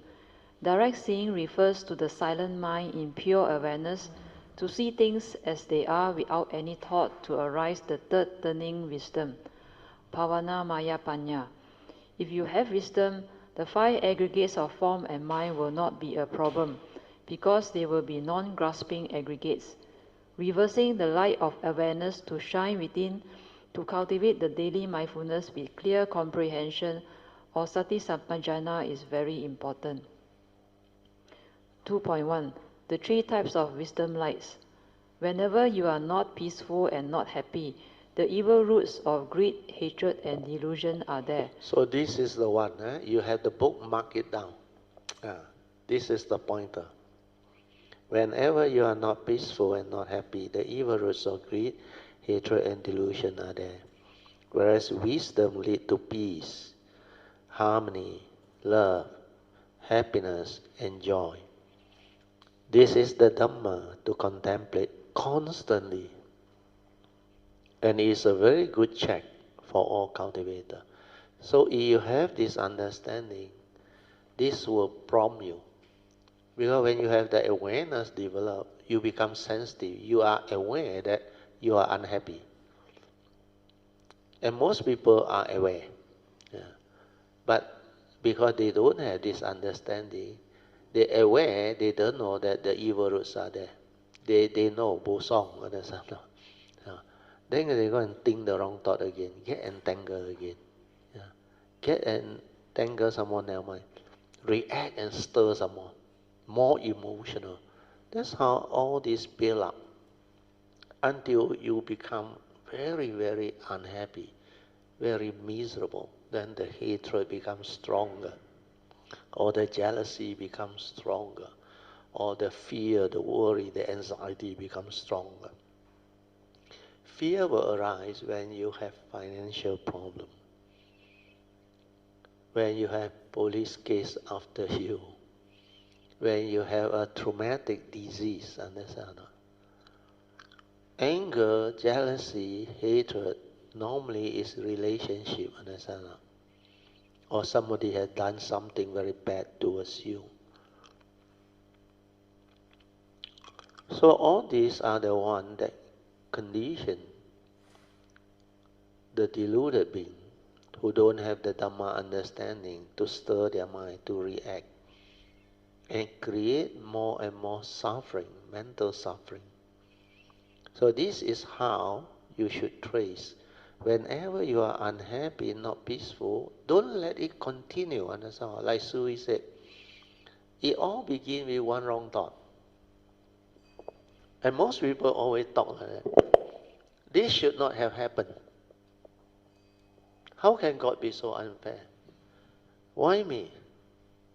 Why this guy do all this? I trusted him. Yeah, a lot of those, I won't mention who, they came and consult me. They got relationship problem. Last time when they are courting, wow, very loving one, honey, then like very courteous and all that. But later on, married, got children, then for that particular case, was 2 children. Then the children also 15 to 16 years old. Yeah. Then somehow I think the husband also got money already. They entangled with a third party. Then after that, one day come back, tell her want to divorce. Because don't have understanding, don't have nobody who talk also very crude, I think. So that thing erupted. From love, it becomes hatred.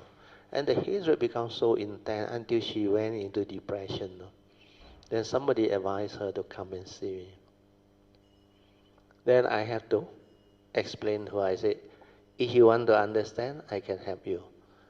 But you have to come out from it yourself. I said, are you a Buddhist? He said, once a year Buddhist, maybe Vesak day, go to temple. Otherwise, never go to temple. I said, okay, good enough. At least in line. I talk about karma, maybe you can accept it. Then he said, okay. Then I said, if you understand the law of karma is you reap what you sow. And the Buddha said, you are born of your karma, heir to your karma, continue by your karma. And you are what you are because. So very lightly, I said, I use the word very lightly.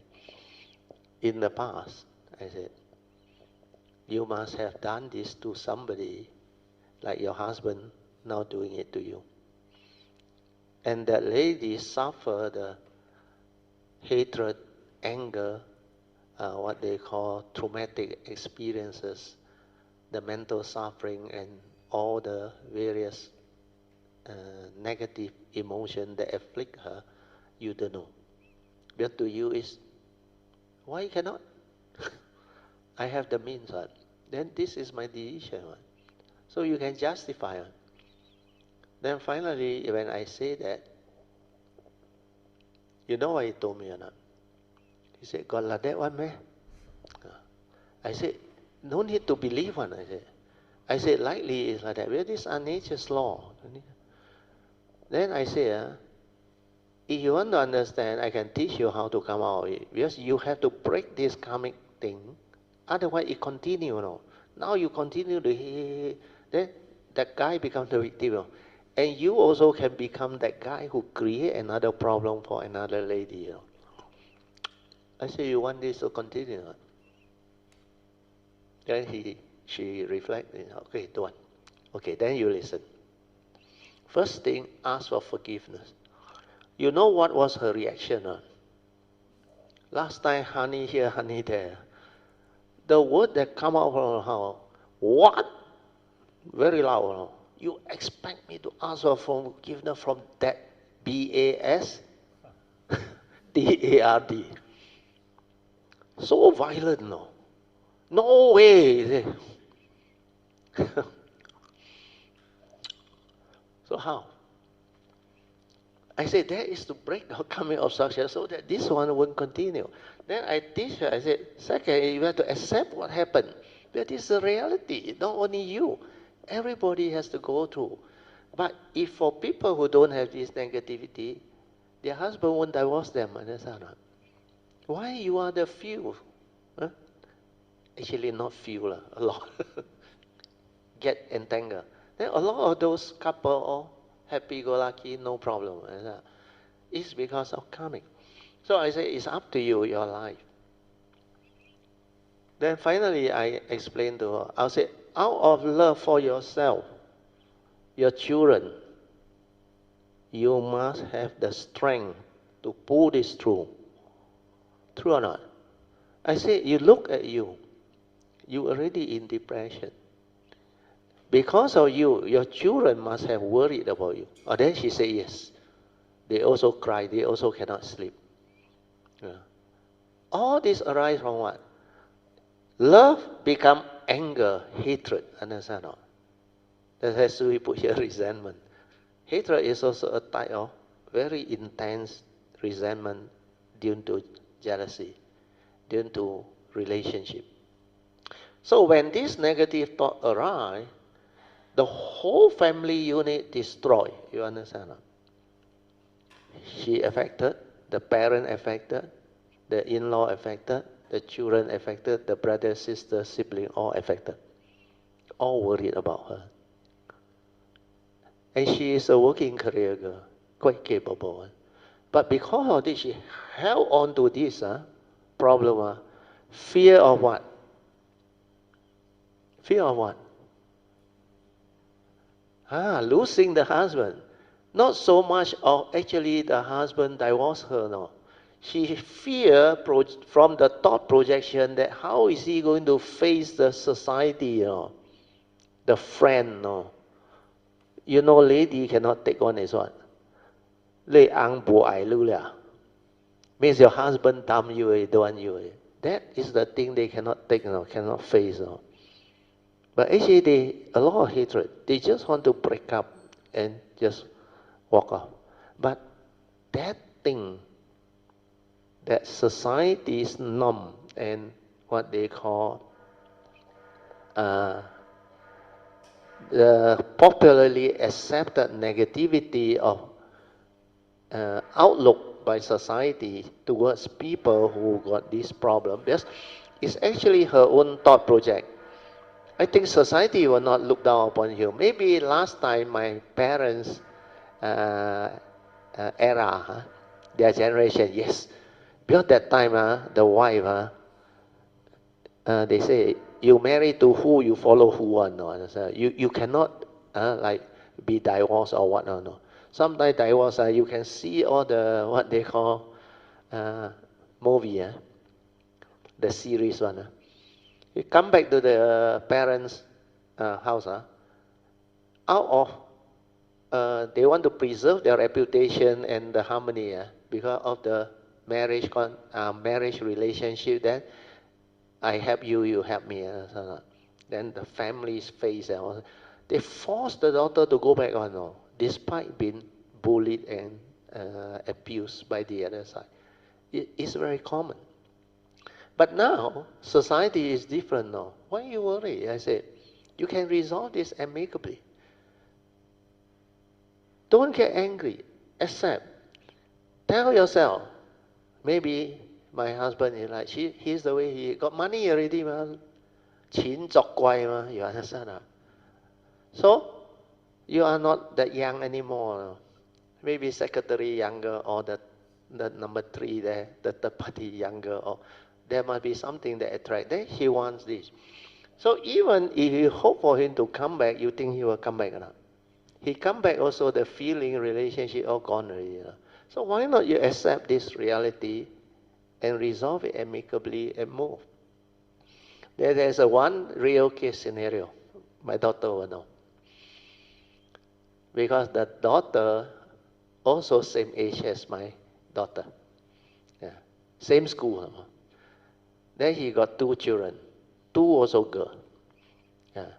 Then the younger sister, I think, also like my son's age or what. So, same no. One day the husband came back, but the husband is, I think, more smart lah.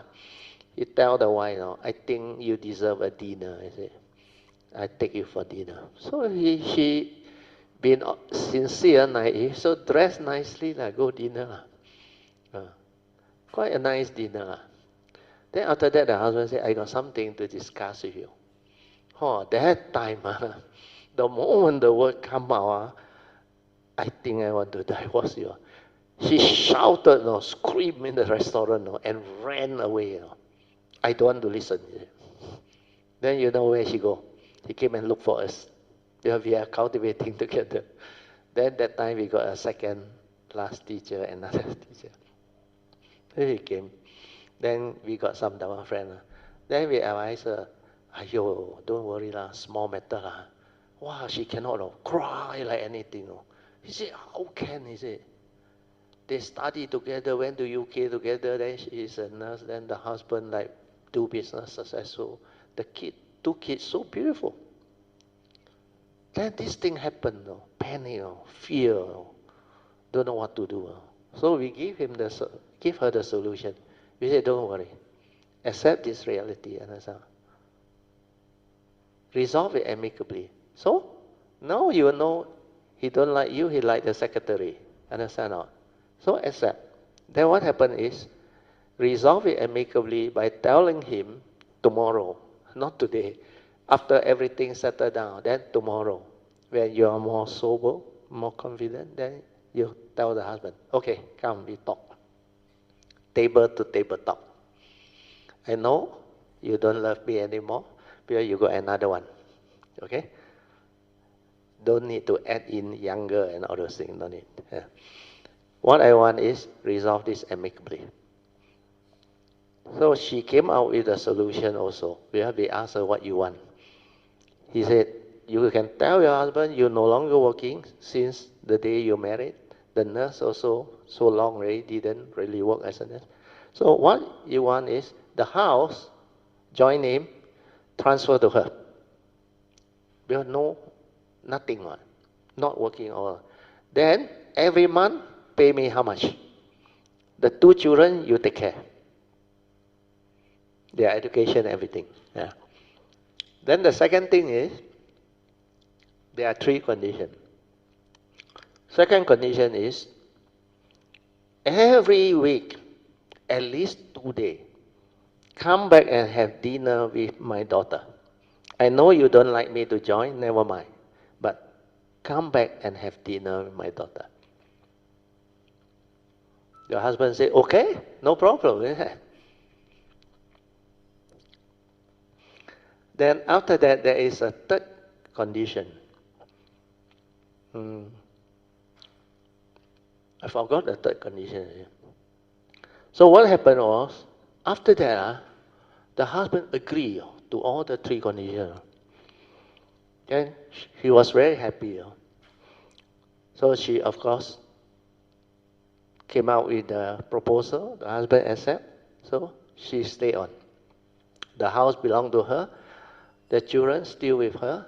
Then the husband come back 2 days a week to have lunch.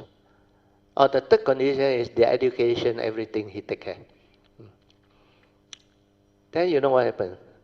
The husband went and tell the secretary, full of joy. Of course, secretary also happy. But the secretary keep on pestering him. When are you going to divorce? When are you going to divorce? You know what he told the secretary? My wife already give in until like that. You someone want to force me to divorce. So the two start to quarrel. Because the wife needs security. The new wife needs, not married yet, the new girlfriend needs security. So what happened was, after 6 to 7 months, the thing backfired. The secretary fed up already. Because they were running the business, then the business was actually okay. The secretary decided to abscond with a big chunk of cash and go away. Then the husband, cash flow problem, they get into big trouble. Then finally, no choice. After 9 months, came back and told the wife, I'm sorry. He said, I apologize. I want to come back to you. So the story become like that. Then she, after 9 months, full of joy, come to me. Say, brother, thank you so much.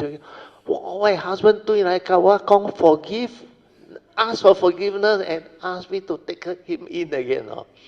Oh, I say, God, like that one. Strike lottery. That's why no need to react. Resolve it amicably. And this is real life. Soo Yee know the classmate. And now they are still happily after each other together. And the daughter also grew up. And that was 20 or 30 years ago. You were already 44. That time they are still secondary school. So this is a real life example how to resolve it. So when I told her that, she no longer so emotional and angry already. Then I said, the good thing is, if you don't love yourself, if you allow this to happen, you suffer, you're miserable. Your husband also suffer, also miserable. Your children also suffer, your in-law also suffer. Is that what you want? I said, your life, you decide. I only advise. Then there was another case. Many actually I resolved. I said, that one is not so lucky. Longer stretch, they are abused by the husband and all those things. A lot of things happen until he cannot take it anymore. I say, easy. Just accept this reality and talk to him with a clear message.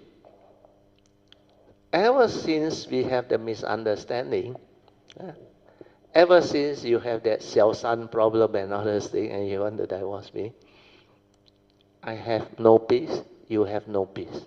I suffer, you suffer, our children suffer. We are playing a game of suffering and said, 玩痛苦的游戏. You understand the Mandarin, right? I said, you tell him, no point. Why not we sit down and resolve it amicably? Finally, the husband agreed. Resolve means no more misunderstanding, understand? Yeah, I say, even after divorce, the children, you don't worry who take custody. This custodian thing, no matter who take, you are still the mother, maternity mother, although divorced. He is still the father. Anything you can still call him, understand? Oh, then after that, the relationship like friend. We are amicably resolved already. No hatred, no anger, no misunderstanding already. The husband go his way. I said, you also free. You go your way. You do what you like. A lot. Then there was another one. After the thing resolved, didn't get divorced. Later on, she saw her elder sister-in-law. Because they were married to 3 brothers. The elder, at first when she got problem that time, I think the first one still okay. don't have this. Then later on, when she recovered already, he resolved amicably. The elder brother want to divorce the elder sister-in-law. No? Then he saw she become so panicky, full of hatred. You know? Then she told me, after that, every Kayanamita gathering, she will attend one.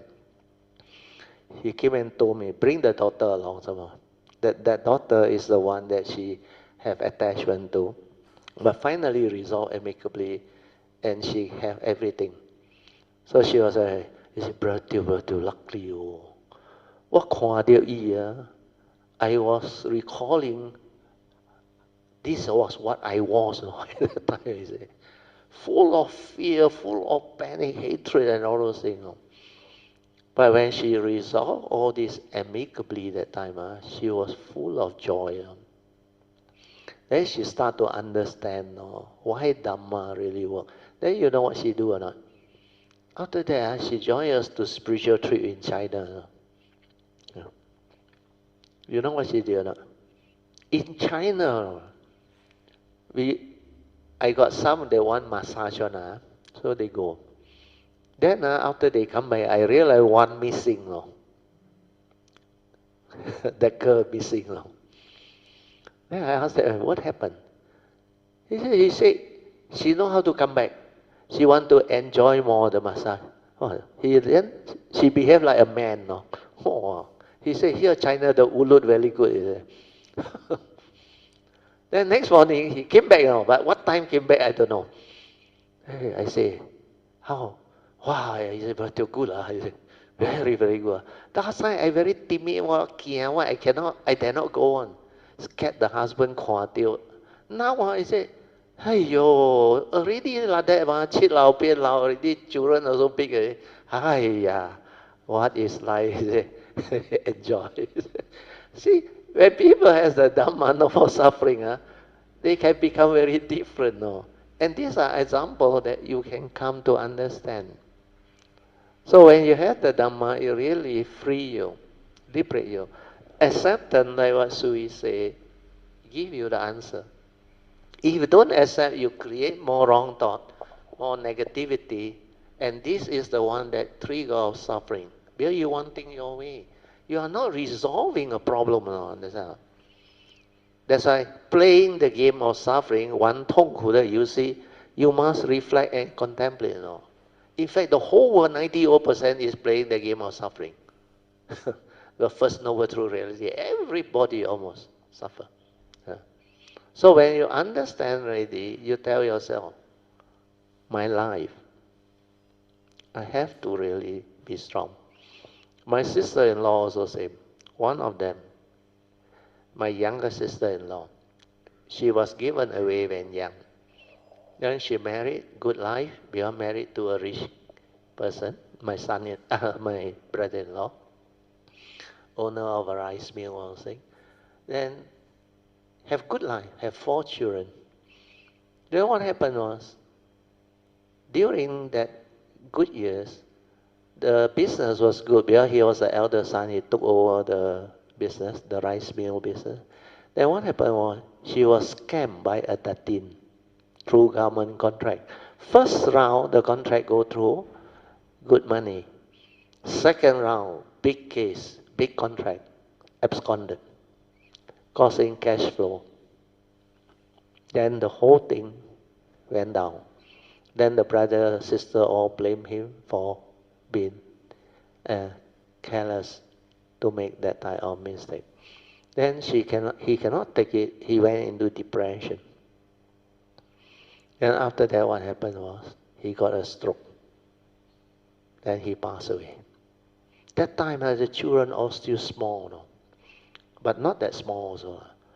Then my sister-in-law panicked until, my sister panicked and have that type of fear until my brother, elder brother, went to the hospital to see and make sure she's okay, together with my elder brother's wife.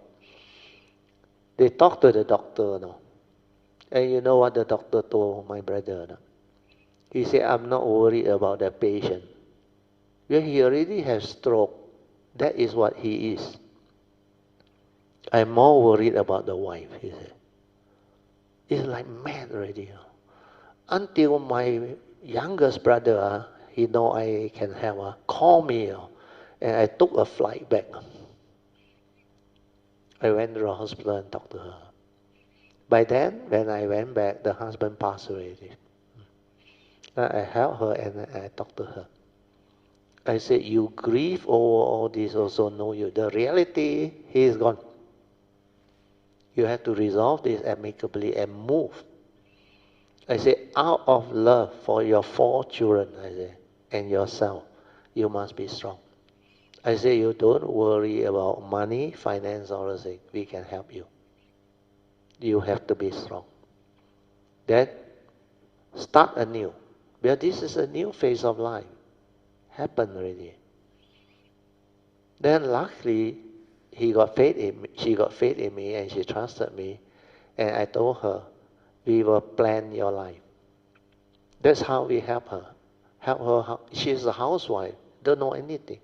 So we help her how to start a small business, pasar malam and all those things. Then I said, you want to do a small business? We will rent a shop lot for you. We will support you. Then finally, she pulled through and became very happy and very successful indeed. Because I said, you don't worry. Your husband also got life insurance, all those things. So work on all those things. Then finally, when she recovered and has sufficient money, the first thing you must do is buy a house. Because he stayed in the in-law house. The husband, brother, sister all blame the husband. They sure don't like you to be there, especially with the 4 children. All those things. But initially, they cannot do anything. Then, of course, the mother-in-law also don't like my sister and the children at that time. You cannot blame them because everybody blamed the husband. So what happened was, this sister is very kind. So she continued to take care of the mother-in-law and all those things. Then suddenly, the mother-in-law also got stroke. Nobody want to look after her. My sister looked after her. So it was because of that that he starts to understand that my sister was better than her own children. That's why she insists they can stay for as long as they like in that house. But by then, we already helped him to buy a corner lot with the land in Alicia.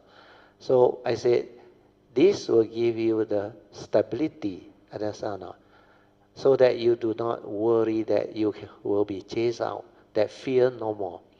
That's why we resolve it. Until the son graduated. Well, the son graduated, she was very happy. So came down to my PJ house, introduced the son to me, open account for investment, buy him a car. So that was how it ended. And all this can be resolved because when you tell them the situation, the reality is the husband gone. And you have to be strong. Well, our love for yourself, your children, you have to be strong, pull through. And it can be done. Help them if you have the means. So this is how we resolve things.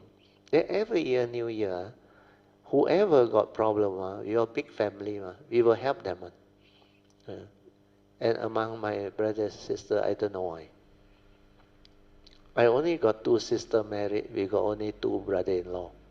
But these 2 brother-in-law, one got cancer, passed away. The other one got scammed, stroke, then passed away. But all my brothers and sisters, no problem. Understand? That is the reality of karma. So you have to understand, each and every one is different. Despite what happened, you can never know. When karma hit, like my brother-in-law, happy already, successful already, financially no problem. But scam, then get into this situation. Why? In the past, very likely, he must have also scammed people, understand? Then this thing, fruition, he become the victim. So now you understand why the Buddha said avoid all evil. You understand? Don't try to take advantage of people. Don't try to break the precept and all those things. Okay? Sadhu, sadhu. We continue. Part 2, Heart Sutra, Lesson 17. 2.1. The three types of wisdom lights. Whenever you are not peaceful and not happy, the evil roots of greed, hatred, and delusion are there, whereas wisdom leads to peace, harmony, love, happiness, and joy. This is the Dharma to contemplate constantly, and it is a very good check for all cultivators. Buddha reprimanded Ananda on the sayings, "See no evil and hear no evil, then you are peaceful." Because according to the Buddha, evil or not evil is all in the mind. The world is the world, and it is not a problem if you have wisdom to confront its realities, for nobody can make you unhappy or miserable unless you allow yourself to be so via your own delusion. There are three types of wisdom lights. First wisdom light, the light of prajna of language, is equivalent to the first turning wisdom called Suttamaya Panya. Second wisdom light, the light of prajna of contemplation, illumination, is equivalent to the second turning wisdom called Chittamaya Panya. Third wisdom light, the light of the prajna of the characteristics of actuality, is equivalent to the direct seeing wisdom of the third turning called Bhavana Maya Panya. Return all external forms or manifestation created by mind to mental consciousness, then mental consciousness to the pure awareness or true mind to realize the Buddha nature or oneness nature, which is also the source of all things. Part 3. I will explain the four circle formation. So in the early days, because I was sharing the Surangama Sutta, so I just draw this four in its most elementary formation, because nobody can understand at that time. So I just put there oneness nature, Buddha nature, then the true mind, pure awareness, silent mind. I didn't even explain that this is your meditative mind and other things. And all the other teaching at that time, I cannot teach, because nobody know what sati is. And I can't even teach the four support and all things. So I just draw this four circle. Then from that nature, the mundane mind come out. I also cannot explain, because at that time nobody understand. They don't have mindfulness. Yeah. So mundane mind, mundane Dhamma, of course I try to share and teach the essential Dhamma. Then I put here the mundane mind through external manifestation of mind created via mental consciousness, the external phenomenal world of consciousness. But here I put external form, because the consciousness that arise, phenomenal world of consciousness, has the form inside and as well. That's why sometimes I will say phenomenal world of consciousness and form will not have power over you. So that is the reason why. Then under the mundane mind, I use the Surangama Sutta's quote. The knower, because the egoic mind think this is you, the form and mind, the knower become the living being, or the five aggregate of form and mind. And this one become the traveler in space and time via karma, the karmic process. That's why this is the one that take birth, the life and death, sea of suffering, samsara, birth and death. So all this can be explained and understood. But at that time, I just draw this and I didn't touch further, because people cannot understand. But I already draw it out. Okay, next one. Manyan. Part 3, Meditation. 3.1. Question 1. In meditation, usually how long will it take for the mind to settle down into stillness? Brother Teo answered, it depends on the individual. If you have cultivated correctly and consistently, and your wisdom and daily mindfulness are already very established, then the stillness of mind can be realized relatively fast. It can happen within minutes. But if you have not done the training and the wisdom is not established as yet, then it may not happen, and to settle down into stillness may be quite a difficult and arduous task. 3.2. what actually returns to the source? So this is the best question. What do you think? Huh? What actually returns to the source? You think there is a being to return to the source? No. The Buddha already says, Sabbe Dhamma Anatta. The condition and the unconditioned also, there is no such thing as a self, a permanent unchanging entity. It's just a nature, and the mundane mind realizes itself and ceases. That's how it returns to the pure awareness nature. Then because of the wisdom that caused the thing to return, cessation of form and mind happened. That's why the pure awareness also ceased. Then you realize Nibbana, that nature. That is how it happened. Anyway, read my answer. Brother Teo answered, there is no one to return to the source. It is just the mundane mind that realizes itself and ceases. The cessation of form and mind, which is the realization of Nibbana, is without any mind and totally without any thought or even the pure awareness or consciousness. Hence, it cannot be spoken or expressed or understood via words, knowledge, or ideas or concept, which is still within the field of thoughts. The mind ceases, but you are not dead. And dead. Dead. Dead. Dead or dead? Dead. Should be dead. Dead is Lao Pe. Father. Okay. And consciousness can still come back if it is still not time for parinibbana as yet. It is just like the analogy of the candlelight that ceases. 3.3. Mental liberation and the non-Buddhist. Question 3. Buddhist meditation talks about mental liberation and enlightenment via the Buddhist way. Can non-Buddhists also gain liberation of mind via meditation? Brother Teo answered, yes, because like the Buddha said, the Dharma or the truth was already there before him, and he only realized it after the enlightenment. So, truth is not monopolized by Buddhism or any religion for that matter. Whatever that can explain the way things are is the truth. Hence, truth is not your truth or my truth, for these are the individual's opinion of truth. 3.4. When meditating, question 4. When meditating, is it normal that the mind may go blank for a while? Brother Teo answered, the mind can go blank for a while or for quite some time depending on the type of meditation one is doing. But it is more important for us to understand what the main purpose of bhavana or meditation is. The main purpose is to realize the wisdom that can enable us to understand clearly the Four Noble Truths so that our mind can be liberated from all the entanglements of life that can condition our mental suffering. So whatever meditative experiences that can bring about this wisdom or understanding is more important than just blanking our mind or developing the very special meditative experiences during meditation.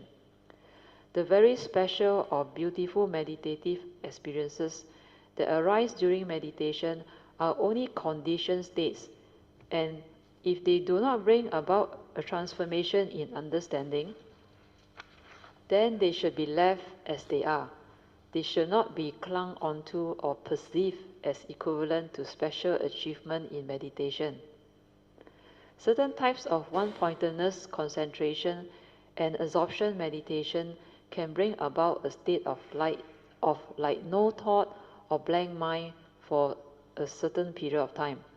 The calmness can be very strong, but the mind is without any awareness within. Such meditation is mainly samatha in nature. One will have to release the absorption and concentration to normal state of awareness to cultivate the sati sampajanna or daily mindfulness with clear comprehension, meditation to develop the insight and wisdom needed for enlightenment. Okay, I just want to add one more part.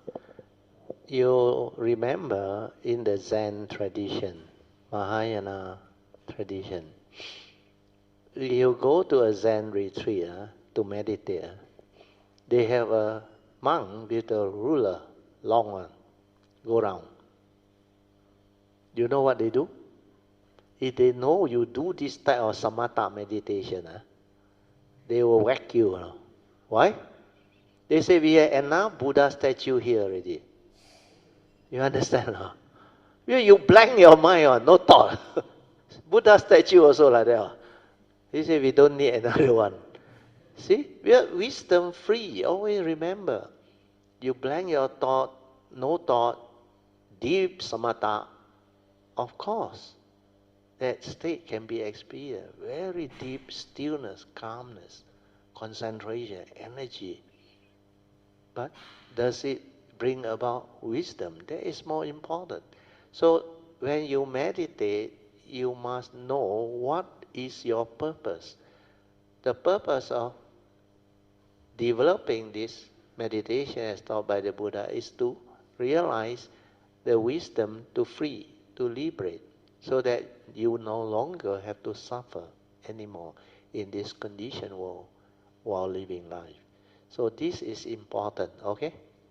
Continue. 18. Heart Sutra class. 1.1. Daily mindfulness is very important to enable one to realize the real Dharma as taught by the Buddha. Without this daily mindfulness via an awareness of all actions and movements, feelings, content of consciousness, and Dharma that arise and pass away from moment to moment, within the present moment, the real wisdom cannot arise. When there is no wisdom, one will be conditioned by one's delusion, whereas wisdom leads to joy, peace, love, compassion, and harmony. How you interpret or perceive a life situation or a phenomenon at every moment of sense experience is very important. When you have wisdom, life itself is your teacher. The enlightened one will perceive all things with wholesomeness only.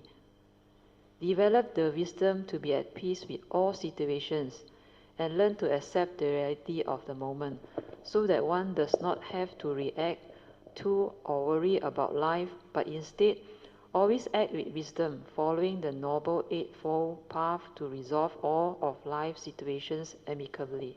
So, all my understanding is summarized in this paragraph. Mark it. Then you know how to apply all these examples that I given you. Understand that? Huh? Do not interpret or perceive a life situation or phenomena in every moment of sense experience is very important. Why?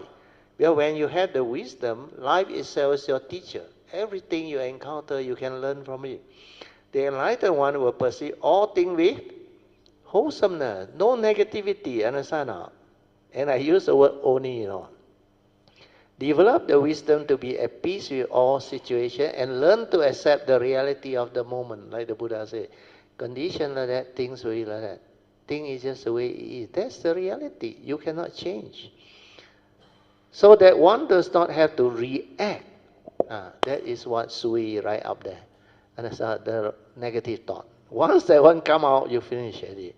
When you react or worry about life, that is playing the game of suffering. 玩痛苦的游戏.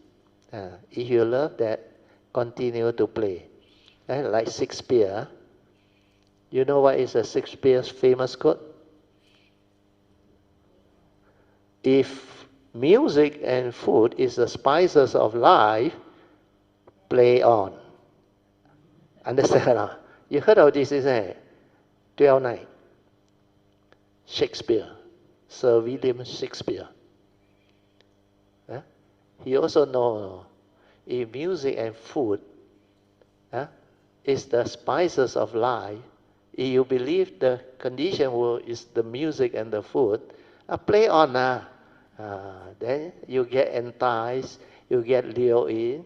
Then when you confront the First Noble Truth reality, sorry, you don't have the wisdom or Dhamma understanding to confront it. But when you have Dhamma, you can have food and music. Understand? You can get them to play on if you have the means. But under training cannot. The 8 precepts forbid.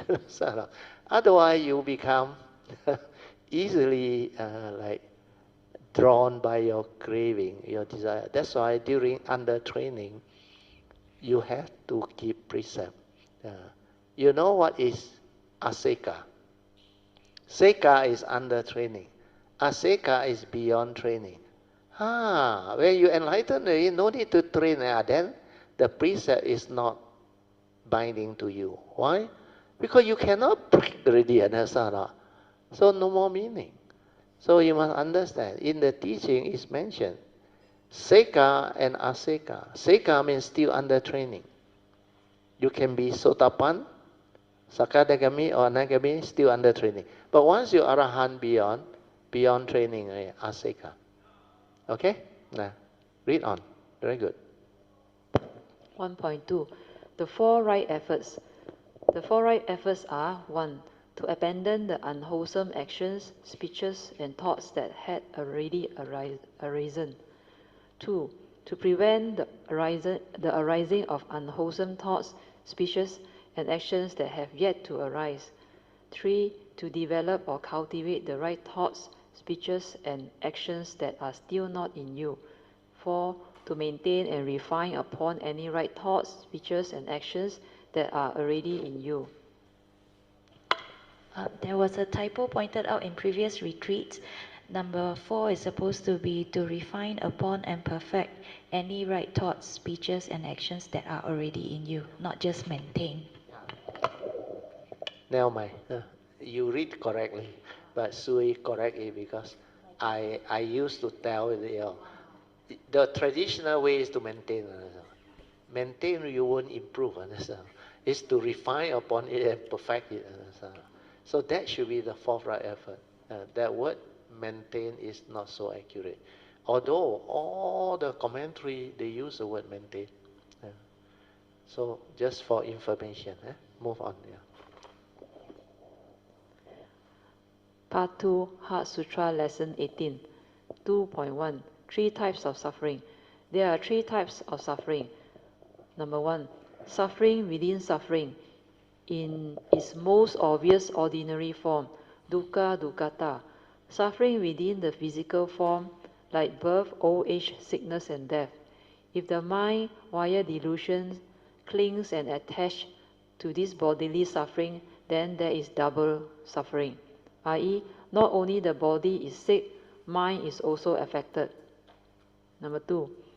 Suffering due to unsatisfactoriness of conditioned states, sankhara dukkata. Suffering due to mental attachment via attachment to the sankhara aggregate of mind. Number 3. Suffering caused by change, viparinama dukkata. Everything is impermanent or unsatisfactory, and if one cannot accept this reality or this universal characteristic of impermanence, then suffering will arise via wanting good things your way. Note: suffering due to change, as explained on page 43 of the Buddha's Ancient Path by Piyadasi Thera. Viparinama dukkha comes under the category of unsatisfactoriness due to impermanence. All the pleasant and happy feelings that man can experience fade away and disappear. As the Buddha says, even the feelings that a yogi or meditator experiences by attaining the 4 meditative absorptions, jhana, come under the category of viparinama dukkha, because they are transient, anicca, dukkha, and subject to change, viparinama dhamma. But the dukkha mentioned here is certainly not the pain and suffering that people in general endure. What the Buddha points out is that all things impermanent are unsatisfactory. They suffer change every moment, and this change brings about unsatisfactoriness. For whatever that is impermanent is unsatisfactory. Yada nicham tam dukkha. There is no lasting bliss. Part 3, Meditation, 3.1. Question 1. As always emphasized by Brother Teo, right understanding and right view are very important. If one lacks this, then how can one progress along the path of Dharma? Brother Teo answered, according to the Buddha, the first of the Noble Eightfold Path factor is samadhi or right view. Without this right view, you can't proceed with the cultivation of the Noble Eightfold Path, which is the meditation as taught by the Buddha. Because if your views are wrong, then your thoughts will be wrong. As thoughts and mental intentions condition our speeches, actions, and the way we live our life, then all the other subsequent path factors of the Noble Eightfold Path will also be wrong. Hence, it is important to have the right view or right understanding as the first path factor within the Noble Eightfold Path. The three right views with regards to all the spiritual laws that govern all of life and existence are very important, and they are the law of karma, karma niyama, the law of mind, citta niyama, like the 12 links or paticca samuppada, the law of all other nature's truth, dhamma niyama, like the Four Noble Truths. Nature's truth. Anything that can explain the way things are is the truth. The Buddha's advice via Dhammapada verse 183, to avoid all evil, do good, and purify the mind, comes from the first right view, law of karma. According to the Buddha, each and every one of us is born of our karma, heir to our karma, conditioned and supported by our karma, and we are what we are because of our karma, which is also one of the 5 daily contemplations that the monks are told to reflect on daily. Hence the importance of taking care of one's karma. How do we take care of karma? We need to train our mind to be ever mindful, heedful of our mental intentions, so that our action, speech, and thoughts are always right and appropriate to avoid all the negative or evil karma, while keeping our precepts and cultivating their ennoblers. This will enable us to heed the first 2 advice of the Buddha, and the third advice is to cultivate the 10 steps of the Avijja Sutta, which includes the 4 foundations of mindfulness to purify one's mind. 3.2. Question 2. When we are on the wrong path, while having wrong view, how can we come out of it? Brother Teo answered, this is a very good question. Now you can understand the great wisdom of Lord Buddha in teaching us how to make sure that we won't have wrong view or follow the wrong path while following his advice to sincerely cultivate the below important cultivation and aspiration. Number 1, taking the 3 refuges, Buddha, Dhamma, and Sangha, with very strong faith and sincerity while understanding its importance. There is no other safe refuge except in the Triple Gem, where the 4 Noble Truths can be found to realize the enlightenment. Number 2, to make the aspiration by reciting Imina Punya Kamena, Mame Bala Samagamo, Satam Samagamo Hotu, Yawa Nibbana Patiya, to invoke the power of merits to enable one to avoid all the foolish and meet with the wise and the enlightened ones, so that Nibbana can be realized soonest possible time. Okay, this one maybe have to add in a little bit, because a lot of them last time during our discussion, although they like talk about it like a joke, because there was one Kayamita now. After he heard what I told you this morning, the Sammasambuddha, the first person he met, the merchant, then after that, he asked who the teacher is. He said no teacher, then he just walked away. So this Kayamita very smart, no? Wow, brother Teo, like that I must make additional aspiration, no? After making the aspiration of pure wish to meet out with the Buddha, I must also add, no? I must also recognize the Buddha. No? You understand? No?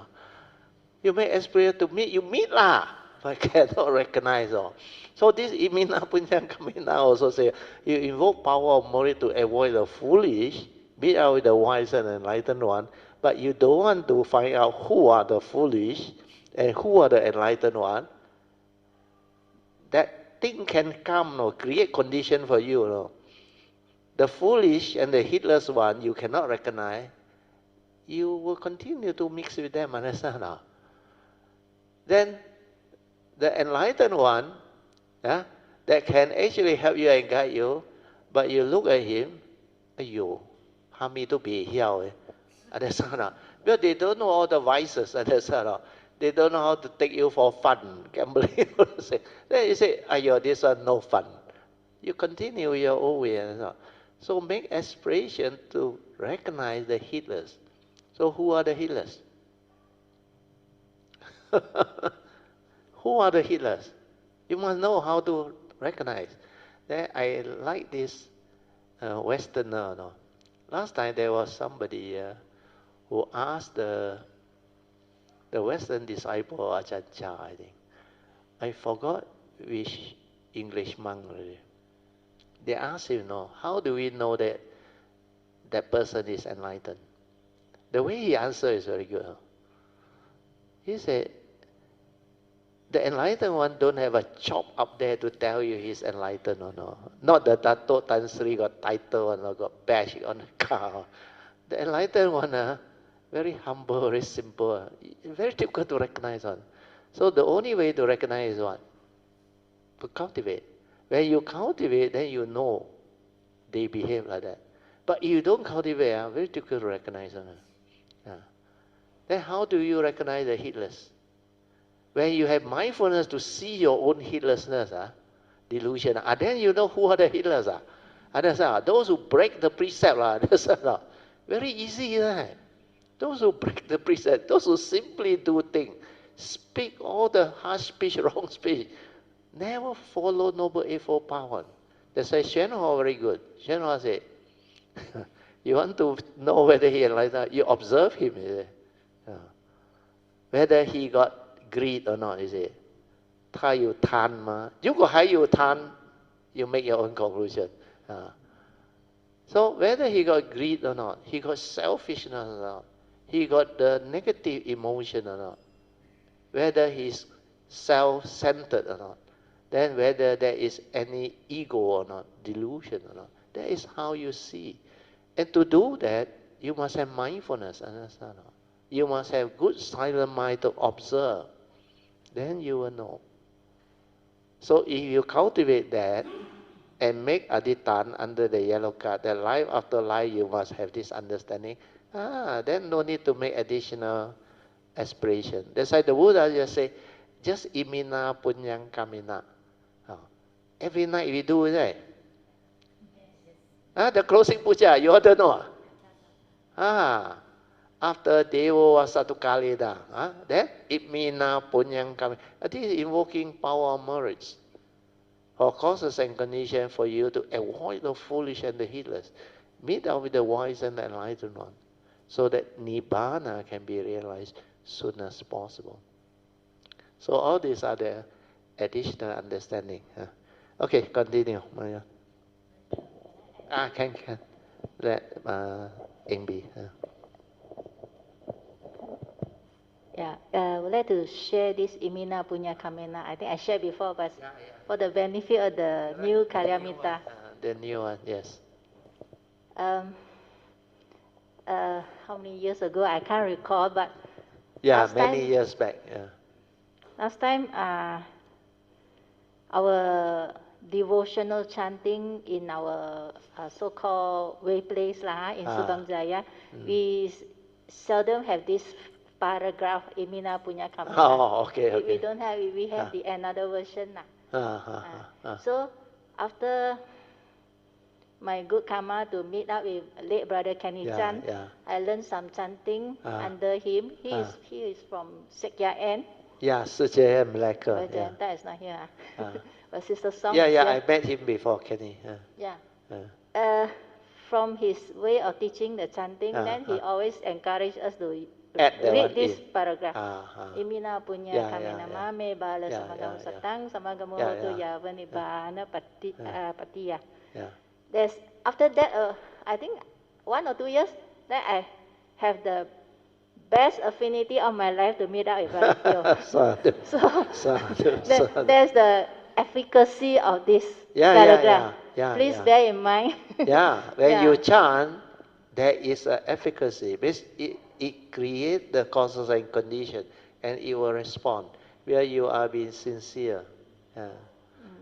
And when you seek, when you are sincere, I already told you 3 things. You have sincerity, faith, and perseverance. You will find the way. The path will be there.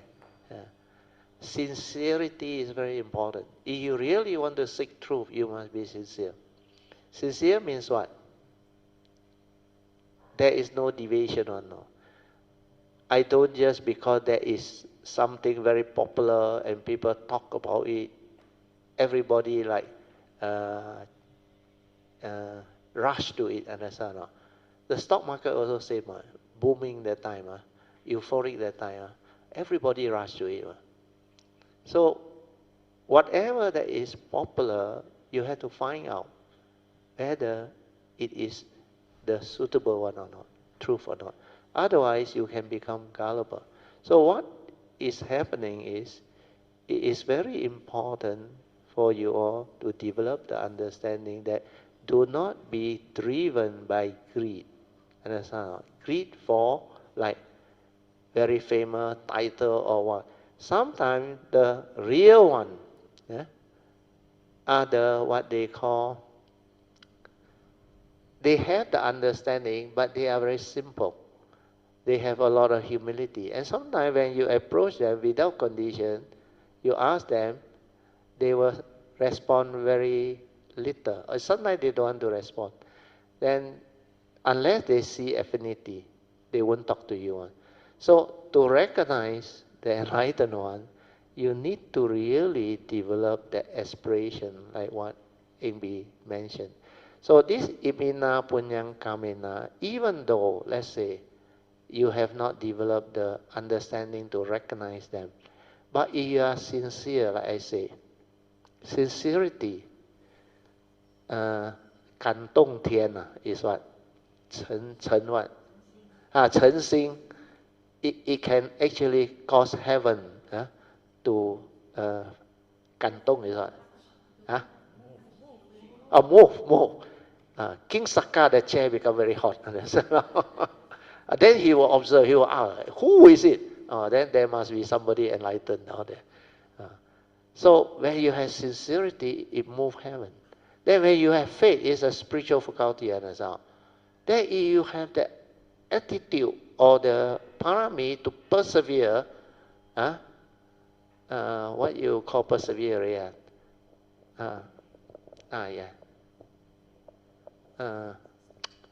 In Hokkien, I know how to say pa si bo zhao. Means you persevere until you realize. Understand? You won't give up one. Perseverance, won't give up one. In Mandarin call what? 不放弃，对，不放弃 means you will persevere. Correct 啦，不放弃 you will persevere. Understand? So this one is very important. Okay? So hopefully you understand why we invoke this. Understand? Our closing puja. In fact, all the opening puja, closing puja, and the whole puja is to help you. Because this one is formulated by Sakyamuni Buddha. Understand? So don't look down upon chanting, puja, and all these things. In fact, when you attend Buddhist activity, doing all these puja and whatever, or listening to Dhammasri, all the 10 meritorious actions you do, and I can tell you, one day, not to say 8 days or the retreat, one day, you cannot receive such wholesomeness and merit even for how many lifetimes you might have cultivated if you don't have the causes and conditions and parami to attend. But also depend on your karma, how much you receive, understand? But if you really have the parami and can understand, I tell you, merits or parami that you receive from attending this retreat, even one day, enough for your future. This type of merits and understanding is very different one, yeah, very penetrative one. Then it actually transforms your good karma. Then very high chance that in future, next sasana, you will be around. Understand? Because you have this. Understand? Otherwise, sasana are not easy to take birth one. You remember? 人生难得，佛法难闻. When you have this type of parami, this is very solid one. No? You will definitely have a condition to come, unless through your own karmic obstacle or karmic negativity, then it boomerang back. Then nothing you can do because nature's law. Understand? So do not create unnecessary doubt or negativity of thought process. As long as you rejoice, happy, like just now lunch, I was really rejoicing. I met Beng Fwee. Then I met Michael. Oh, both of them told me the same thing. Oh, brother, thank you so much. I say, why? He said, very clear, is it? Last time didn't go in. He said, after the example I just said today, now very clear the whole teaching. Very easy to understand. Can put to practice. Yeah, they say last time they learned bits and pieces here, there, everywhere. You can ask them to share. Michael and Casey, pass the mic. So as to give faith to other people, so that they understand. Yeah.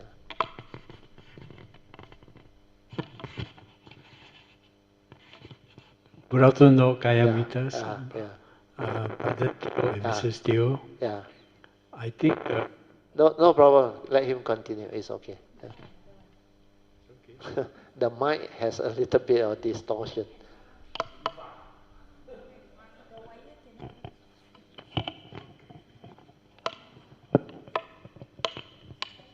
I've always, for the past 6 months, been following Brother Teo's video. Yeah. Although I didn't join in the Zoom session. But I religiously follow him. Just because when I follow him, on the video it's much easier. When I go on my MRT ride, I can. Then you can listen. Then anytime I can listen to him. At the same time, I always play back, as and when I find certain thing that I may miss. You may miss and interest you. You will actually rewind and listen. With this teaching, you have to listen many times unless your past is very strong. You listen one time only, you understand already. Yes. Like Hui Ning, like that. Otherwise, you have to listen many times. Even our own Kayamita listen so many times. Those who help me do the transcript, to transcribe 1 or 2 sentences, you have to listen a few times. You cannot really catch it until later they have the understanding. Like now, Eng Bee, Alicia, when they help me to do the transcript, they all very clear. That's why at times I ask Eng Bee to help me to check before forward to me the final one. That is how it is. So correct, you did it correctly. I find it really a blessing to come across your teaching, Teo. And I find it, you are one of the only one I've seen in so far in my years of practice, that you're able to relate the Theravada practice and the Mahayana practice. Yes. Also to J. Krishnamurti. I have never. In fact, I don't know anything about Mahayana practice until I came across you. I'm starting to realize the Mahayana practice, and hopefully you bring me along the path. Oh, no problem. Sadhu. Then what you told me at the kitchen, you can repeat. I think today's session, it come across even more clearer. And with the example given by Sister Soo Yee, I think it really hit me. Yeah. And one of the things that my take home from you, which I find it very practical, is that you always say things are what they are. Ah, yes. Deluded people do deluded things. Yes. Foolish people do foolish things. Violent people do violent things. I think that has sort of straighten your view, isn't it? Yeah. So that you can accept them for what they are, isn't it? Even though I don't have the sati, but I feel when I interact with my friends, I always remember who they are. Because they always come up with certain things. I say, this guy is like that, so let's not get involved. Let him take his own karma. Because if you try to get involved, then you're entangled in their karma. Correct. So that's something I'm very grateful to you. Sadhu. Sadhu. The other thing is that you say is a mighty nature rolling by. Yes. That is also another very powerful advice or pointer. Yes. Because only nature's law operating one. Understand? I find that also very penetrating. Yeah, it will help you in your understanding of life and cultivation. Thank you very much. Thank you. Sadhu, let us rejoice. Pass to Michael. Michael also just now approached me and share something. He also have the joy. Brother. Push it Brother out. Teo. Yes. Honor it. And fellow Kalimitas. Just now lunchtime, I was just this morning talk. I was very impressed with the teaching. I find it very beneficial. So I was sharing with the brothers still during the lunch, and that it helped me to understand the Buddha teaching. Somehow, of all the retreat I attended, this is the most beneficial retreat that I ever attended. Sadhu. It helps. I think it will be very helpful. This is applicable to life. Day-to-day life, and you can apply it. Like Beng say, although sati not stable yet, but this is wisdom. Like Soo Yee, he can penetrate to wisdom one. That's why I asked you, the 5 ascetic, when listening to the Buddha, the first sermon and the Anatta Lakkhana, you think they meditate? They also did meditate. They attentively listen. And it awakened them. Understand? Because through understanding, when you understand, you awaken. That when you awaken, you change, then you understand what truth is. Then later on, you read my instruction again, you can go into that awareness state very easily. Just now there is a question, how long does it take you to settle down? You remember that question? What did I say? You had done it, the awareness-based meditation correctly and have the understanding within minutes. And I myself did it. Anytime I want to go into that state, I can go into that state. And in fact, most of the time throughout the day, I'm already with the true mind, the true nature. It's only whether I want to go into stillness or not. It's up to me. So all those that have the spiritual faculty and the understanding and already detected the awareness nature can stabilize it. They can be in that state anytime. I must thank you. It's so practical and so beneficial, so useful for day-to-day life. Yes. It's how we handle so-called problems. Correct. Which we have to learn to accept the way things are. Very good. Sadhu. Thank you so much. Rejoice. Let us rejoice. Okay, good. Manyan. Sui.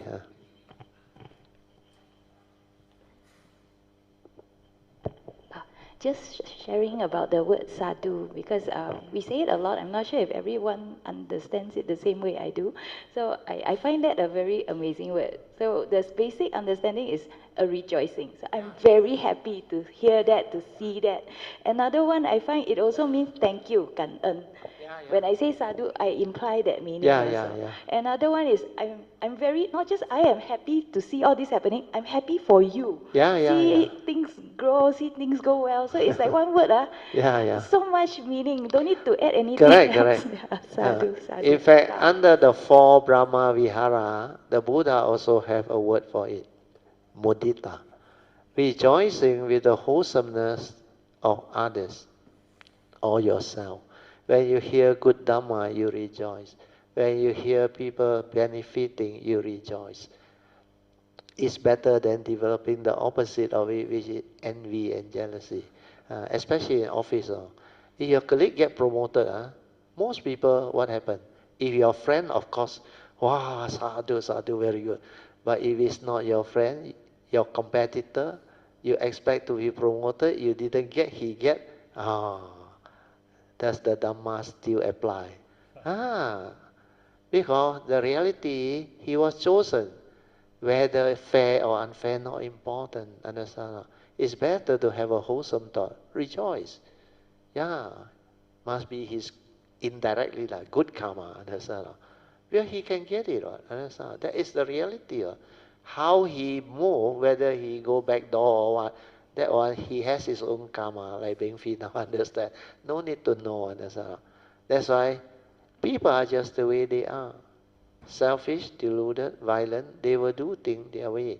But if they have sincerity, they have honesty, humility, virtue, they will be the way they are. Their karma will be different. They will reap what they sow. So all this will become very clear.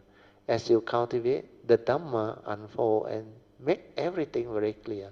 Then you suddenly straighten your view until your whole life change. Until people can see one. I can advise you. Maybe share with you. A lot of my Kayamita told me already. When they change, surprisingly, their wife know. They come and tell me, you better go and see Brother Teo. Because last time the husband Tai Lam Yan, understand? Everything he decide, never let the wife decide. But after attending my class, he asked the wife, what do you like to eat? Today we follow you. Then after that, because the husband happened to be somebody I know. Then the wife, they visited me. Then the wife came and thanked me. She said, Brother, I encourage my husband to attend your class. Maybe I'm a man, can trust. So there are a lot of such situations. In fact, among our Kayamita also, after one of the Kayamita, their wife, came to know me and attended my Thursday class. Then after that, the wife also managed to get him to attend my Thursday class. Then you know what happened?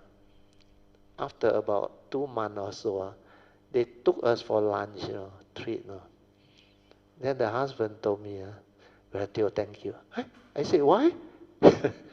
He said, you have made my life so much better. No more misunderstanding like last time. Understand?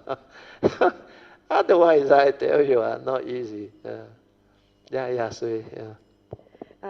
On the topic of envy, just now you mentioned the example of promotion. Actually, I had a few interesting discoveries when I was still working. I think 2017, 2018, when I just started attending the retreat. Then I went back to work in Singapore, and in corporate life, there were many chances to go through lucky draws. Small ones, big ones, annual dinners, or department, or Christmas also can get lucky draw.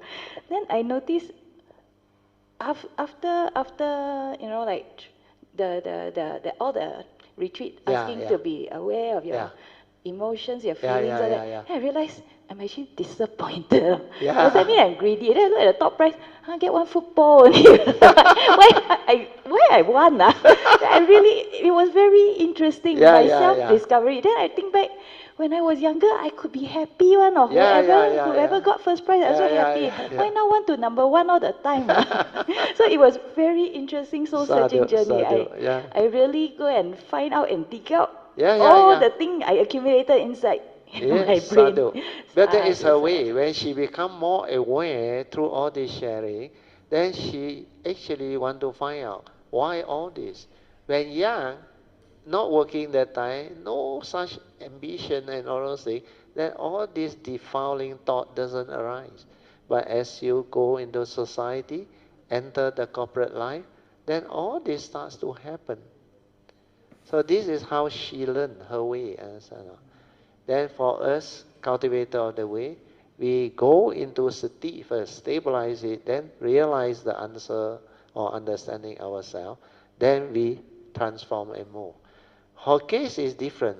This contemplative or intellectual approach is also very good, but when she developed the stability of sati, she really like a bullet train. She will go very fast because she ahead of understanding, following her own way. Understand? Then when she has the sati, the direct seeing all, no need to wait to contemplate to stabilize it. Straight away awaken. Then after that, like everything become very clear. That's why I say later she can take over. No, when the sati come, you will take over. So all this like meant to be. So you develop all the training, the understanding, then it unfolds by itself. That is the beauty of Dhamma. Okay, go back to Manyan. 3.3. You reap what you sow. Can this karma be experienced in this very life? Brother Teo answered, it depends on which chitana or determining thought moment the karma is being committed. According to Abhidhamma, there are 7 determining thought moments or chitana or mental intention to condition karma. And if it happens during the first determining thought moment, then it is only effective in this life if there is condition for it to arise. Otherwise, it will cease to be. Similarly, for the 7 determining thought moment, it is only effective up till the next life, if there is condition for it to arise. But those occurring between the 2nd to the 6th determining thought moments will be around at all times. So the answer is, it is possible to experience them even in this lifetime, just like how you reap the result of your hard work while studying and later on working in this life. 19 Heart Sutra class 1.1 Wisdom and Life Situations. With wisdom, one is always at ease with a lot of harmony in whatever one does. One will also be able to accord and flow with conditions during their waking moments, as in working career environment, as a housewife doing her daily chores, as a normal human being going through life, etc. One will have the wisdom and ability to resolve all of life's issues or situations amicably without causing any suffering or karmic negativity to anyone, i.e. with no mental negativity to deceive, cheat, lie or take advantage of others. In life, the way one perceives a life situation is very important. If one can perceive a life situation without any negativity, then one will always be happy and at peace with all life situations. If one does not react or stir one's mind, then one will not suffer. To have the ability to prevent the unwholesome speech, action, and thoughts from arising, one needs to develop sati, mindfulness, heedfulness, apamada, and wisdom, panya, to prevent the arising of the unwholesome mental intentions that will condition one's unwholesome speech and action. Right thoughts, speech, and action are conducive for the holy life. The 3 doors that commit karma are chitana or mental intentions committed via speech, action, and thought processes. To take care of karma, one needs to be ever mindful of one's mental intentions and apply the appropriate right effort and right understanding to avoid all evil, do good, and purify one's mind. Contemplating to develop skillful means of communication and action via arising only the right or appropriate speech and action that will not cause any suffering or misery to fellow living beings is very important. For example, while having love and compassion, kindness, pleasantness, and gentleness of speeches, gratitude, sincerity, etc., in everything we do can go a long way. Sometimes, by being sensitive to say, "I'm really sorry and please do forgive me if I have unknowingly caused you any misunderstanding," can go a long way to make people feel good and happy, as opposed to engaging in unfruitful argument that can lead to further misunderstanding and enmity later on. Use only pleasant, gentle, and appreciative speech, and speak tactfully with wisdom, kindness, love, and compassion to help others and to bring about more harmony and happiness. Those who are in the service industry should learn to speak well on the phone and when receiving people. Those who are attending to emergency phone calls must have the ability to use gentle, pleasant, and good speech to calm people down and assist them to handle the situation calmly and appropriately. Words like "may I help you" and "how can I be of assistance" are very useful and appropriate. Understand the importance of applying the 4 right efforts to purify our action, speech, and thought processes is a very important aspect of the whole cultivation. There are 3 very important purifications needed for cultivation, and they are purification of morality, purification of mind, and purification of view. These 3 purifications are part of the 7 stages of purification as taught by the Buddha. 1.2 7 stages of purification, Satta Visuddhi. The 7 stages of purification or Satta Visuddhi as taught by the Buddha are as follows. Number 1, Sila Visuddhi, purification of morality or virtue while keeping one's precepts.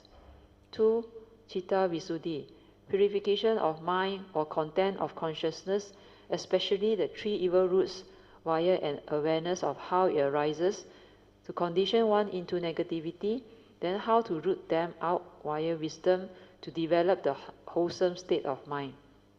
3, Ditti Visuddhi, purification of view, so as to arise the right view with regards to the law of karma, the 4 noble truths, and the law of dependent origination, and to cultivate the rest of the noble eightfold path factors. Know the difference between right and wrong views to develop the right understanding according to reality and to see things as they are. Number 4, purification by overcoming doubt, Kata Vitarana Visuddhi. No more doubt because it has overcome the 10 defilements of insight that binds the cultivators to complacency and misguided belief of realization. Number 5, purification by knowledge and vision of what is path and non-path, Magga Magga Nana Dasana Visuddhi. Non-path leads to delusion and suffering, whereas path leads to clarity, non-negativity, peace and stillness of mind born of wisdom. Number 6, purification by knowledge and vision of the way, Patipada Nana Dasana Visuddhi. After understanding the path, one cultivates accordingly to realize the vision of the way. Number 7, purification by knowledge and vision, Anana Dasana Visuddhi. Realization or enlightenment born of the direct seeing or direct knowledge and vision of the way things are without thought. Since meditation as taught by the Buddha is the Noble Eightfold Path, so if one's meditation does not lead one back to the cultivation of the Noble Eightfold Path via heedfulness and sati as taught by the Buddha, then it is not the Buddhist meditation as taught by the Buddha. If, after having experienced a fantastic meditation experience, one may think that one is already enlightened, but if one's speech, action, speech, and thought processes are still very crude, with a lot of wrong view and delusion, then one must check what type of enlightenment that is.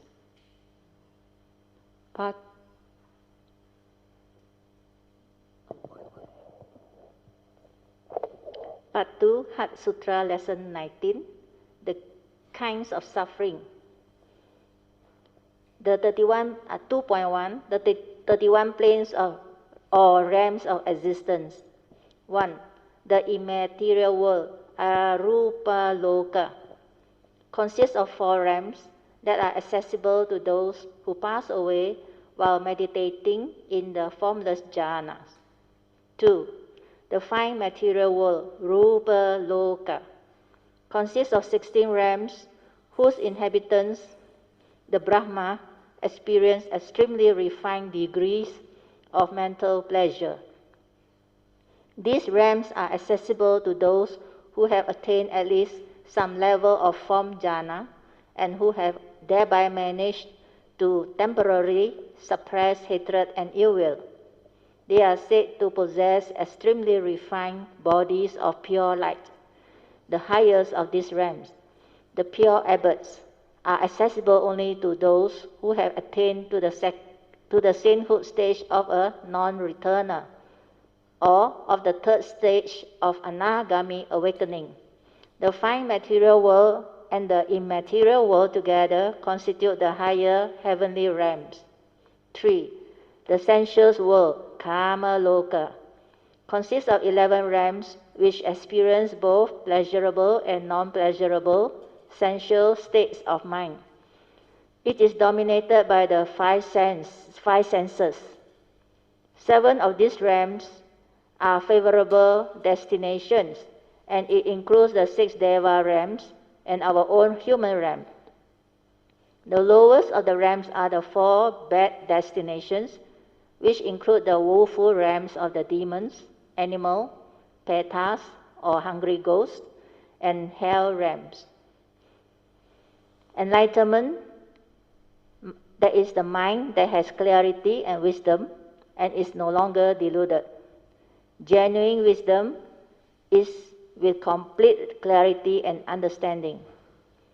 3rd Noble Truth is the cessation of form and mind, leading to Nibbana. Form and mind ceases to be. Part 3, Meditation. 3.1, Reports on Meditation. 1. I have followed Brother Teo's class for almost 19 weeks by now. I can feel the calmness and peace within more often now. I can sit for 1 hour and feel light-hearted, with more clarity, joy, calmness and peace within most of the time. My mind is a lot quieter and less heedless, i.e. with very much less wandering thoughts. When faced with problems, the mind is not so afflicted like before. 2. My daily mindfulness has improved. Now when I encounter problems, the mind is not so easily stirred. I am now more aware of my mental intentions, especially the negative ones with the 3 evil roots. And with this clarity of awareness, I am able to cultivate the 4 right effort to abandon, to prevent the arising, to promote and to refine upon the various mind stages with greater ease.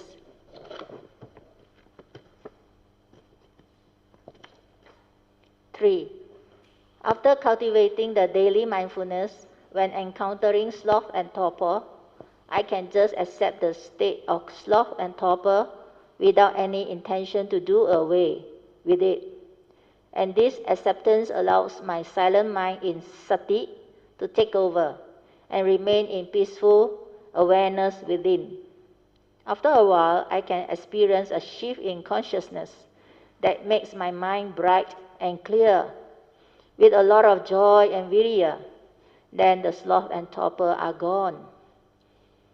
Brother Teo answered, these are very good meditative results, born of correct meditative cultivation and right understanding. Mahasadu to you, sister. Always remember, whatever you do in the name of meditation, if it can bring about more clarity of mind, with inner peace and awareness, to live life, with a lot of happiness, joy and understanding, then it is the right meditation. The meditation as taught by the Buddha will always enable you to develop all the wisdom and virtues or wholesomeness, born of the cultivation of the Noble Eightfold Path, to live the noble life of a noble one. To truly live life, the mind must be in silent inner awareness to be with the moment, to experience all of the beauties and wonders of life. Most living beings are heedless because they think a lot, and they are most of the time too busy thinking, planning, and worrying about life. So much so, they totally miss out on life, i.e., they don't really live. To be at peace with every moment of sense door consciousness is genuine wisdom. To have the clarity of mind and right understanding or wisdom to know how to act and live life to the fullest, meaningfully, is most important. 20th Heart Sutta class. Part 1. Recapitulation. 1.1. The first 3 stages of purification. The 7 stages of purifications are important cultivation, especially so the first 3 purification, which are purification of morality, purification of mind, and purification of views. Part 2, Heart Sutra, Lesson 20. 1.2, Definition. With precepts and samadhi complete and bright, the pearl light appears. The pearl light refers to the relics of the enlightened one. The wisdom is within you. How do you meet it? Put down your upside down mind and let go of your false thinking or deluded mind. Earnestly work hard at your meditation. False thinking mind is the mundane, deluded, heedless mind. Part 3, Meditation. 3.1. Developing the meditation. To develop the meditation, the body and mind must be in harmony. That is, they must both be in a relaxed state and at ease. At ease means no stress, no tension, no tightness within the physical body, and no fear, no worry, no restlessness, and no anxiety, etc. within the mind. Both body and mind are completely relaxed and at ease.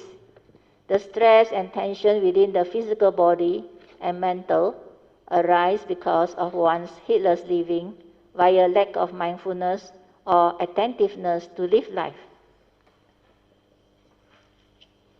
The heedless living arises because human beings tend to have a lot of problems and worries. They worry about their children, their education, and their future. Worry about their own health, their career and work-related problems, their relationships with their loved ones, their financial problem, their investments, business, wealth, and possessions, etc. This is the reason why the Buddha said, to meditate, one must keep one's precepts, to avoid all evil so that one's karma is taken care of via less heedless living. Hence, this is the reason why the Buddha has advocated the cultivation of the following: Sila, morality, precepts; Samadhi, meditation; Panya, wisdom; and Dana, generosity to build up the parami for goodness to arise; Sila, morality or precepts; Bhavana, meditative discipline which is inclusive of Samadhi and Panya. 3.2. Question 1. Can one attain enlightenment through only listening and without meditation? Brother Teo answered, yes, and there are many cases of this happening, even during the time of the Buddha, like Venerable Kondanya and Sariputta and many others. Normally, such people are able to awaken only through hearing because of their past cultivation and parami. Most of these people have, in fact, cultivated very sincerely and diligently before in the past.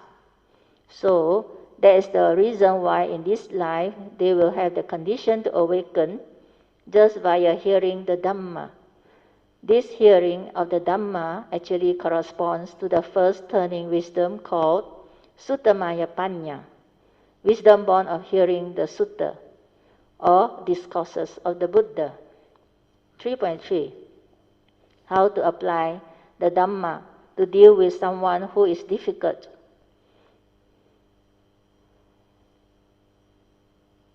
And who is very irritable, throw things in front of you, and rather unfriendly towards you.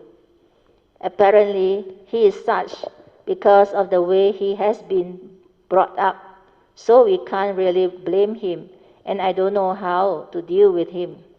Brother Teo answered, is he or she one of your family members or friends? Yes, she is one of my family members. To apply the Dhamma is very simple. Just follow the Noble Eightfold Path. She is just the way she is.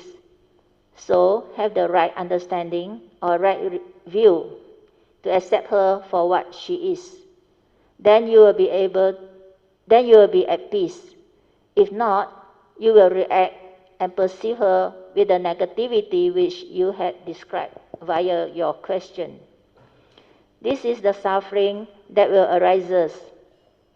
This is the suffering that will arise when you are with people whom you don't like, as described by the Buddha under the First Noble Truth.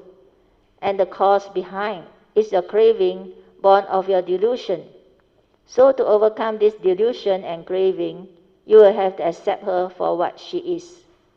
Then learn to arise the right thought, pleasant and gentle right speech, following the Noble Eightfold Path to deal with her. Do not react or reason with her because it will not bring about a solution to her so-called problem or negativity as you have perceived earlier. Have love and goodness of heart to understand her. Because radiate metta and make aspiration to help her change for the better. All this will help. With mindfulness, observe her and await the right condition to counsel her and bring her into the Dhamma fold. And bring her into the Dhamma fold when conditions are appropriate. Slowly, with patience, loving kindness, and wisdom, she will come to accept you one of these days. Do you know who is the one that asked this question?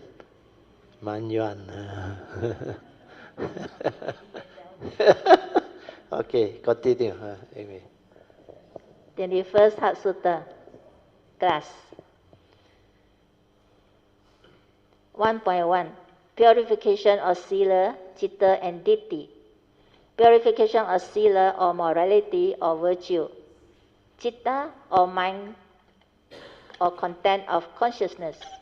And Ditthi or view, followed by purification by knowledge and vision of overcoming doubt, are all very important cultivation.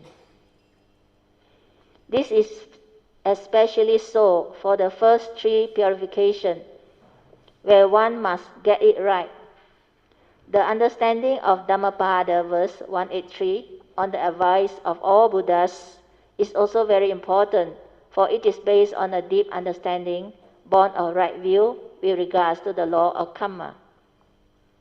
Starting, of course, with the first advice, all evils is to be avoided. So our first inquiry must be, what constitutes evils? The three evil roots of greed, hatred, and delusion are the roots of all evils. So if your mental intention behind all of your actions, speeches, and thought processes are with these evil roots, then they will condition you to become very evil, hence creating one's negative karma, via you reap what you sow. Take for example, selfishness and anger.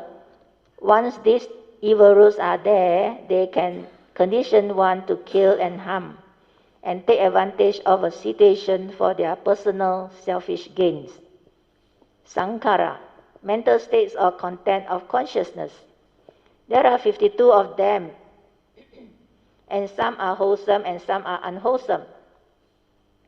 So we need mindfulness and heedfulness to be aware of them, so that we can avoid all evil via this heedful mind. With heedfulness and sati, or mindfulness, we can see clearly how our mind gets conditioned into negativities.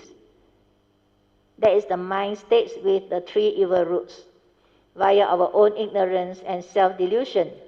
How we get ourselves entangled with the evil mind states of anger, hatred, selfishness, lust, envy, and jealousy, fear, worry, and anxieties, etc., through our lack of understanding of the noble truths, thereby conditioning us to grasp and cling onto the unreal, which has the 3 universal characteristics of impermanent, suffering state, and non-self, calm, empty nature of all phenomena. Without wisdom, we will not understand how we are conditioned into negativity.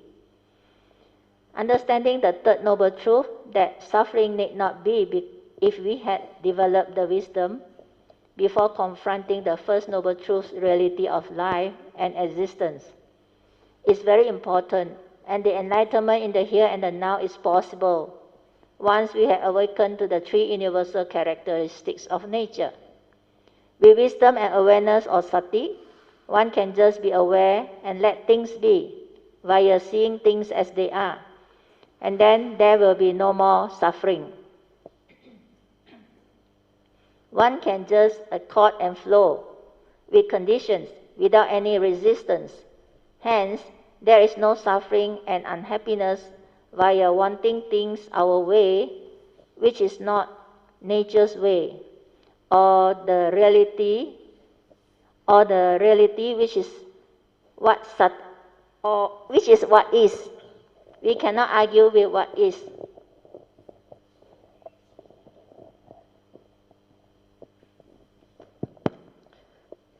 Sati, or mindfulness, which is the first enlightenment factor and most important spiritual faculty, is very important, because without sati there is no heedfulness, and without heedfulness there is no spiritual life.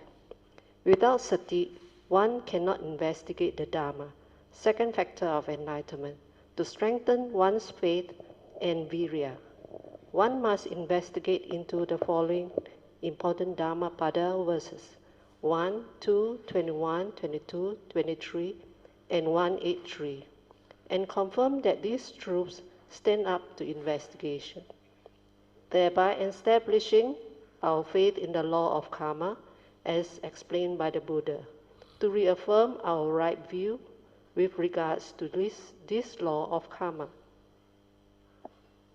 All of sankhara, or mental activities, inclusive of all our feelings and perception, are impermanent, for they arise and pass away constantly and are in a state of continuous flux. Thought activities also come and go, arise and pass away, its birth and death, appearing and disappearing, exhibiting its characteristics of impermanence constantly. With wisdom within, one sees it clearly, whereas the mundane mind without wisdom is very heedless. My teacher used to tell me,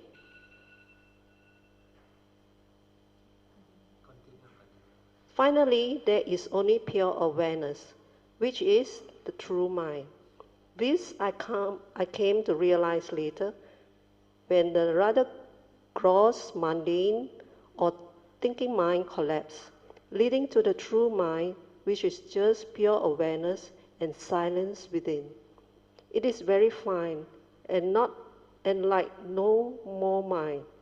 It is the pure nature or awareness just shining forth when the mundane thinking mind is no more. But there is such a thing as life, even though it is only within the moment. As we have established earlier on, the past is already gone, hence it is not a reality anymore. Similarly, the future has yet to happen, so it is also not a reality. Hence, the only reality in existence is only the present moment, And moment to moment, life passes by. What are you doing? Every thought just arises and passes away very quickly. So, as real as it can be, it is there or existed only within that moment when it arises. After that, it is gone, dead and gone. So, to wake up and do not dream or sleep anymore. The phenomenal world of consciousness is not what you think. As long as you are not deluded to grasping and clinging, then you're okay, and you won't be afflicted. So don't hold, don't grasp, and don't cling or attach to anything, even through memory. Then you will be free and peaceful always. Without delusion and ignorance, you are beautiful. When you see things as they are, then you are not deluded by them. The form and mind will be clear to you. Then there will be no more entanglement to cause you any more mental suffering. The reason being, the mind has awakened to the three universal characteristics of anicca, dukkha, and anatta, hence no longer gullible. With heedfulness well established, the mind is constantly aware of all your mental movements and intention. You will come to know how you are conditioned into negativity via your mind's delusion that conditions you to grasp and cling onto your five aggregates of form and mind as the I, me, and the mind. You will also come to know how your likes and dislikes come to be via your reaction to what you see and perceive at a moment of sense experiences when you lack wisdom or yoniso manasikara, wise attention at a moment of sense experience. You will come to experience all of the Four Noble Truths, the dependent origination or 12 links, and how your mind functions via witnessing the 12 links occurring within your mind. Always be aware within and develop the ability to use the mind, the trained mind in heedfulness to cultivate the penetrative wisdom born of direct seeing to clearly awaken to the three characteristics of anicca, dukkha, and anatta to liberate your mind. You will come to witness how your feelings arise and pass away like a bubble. All your perceptions, activities of mind, and mental consciousness also exhibit the same characteristics of impermanence, leading to your ability to realize the anatta and sovereign nature within all phenomena. Okay, good. Thank you. We should break for those going for dinner. You all can pay your respect and leave. Then those not going, you can make use of this time to rest or do whatever you want to do. Then we come back at 6:45. Okay?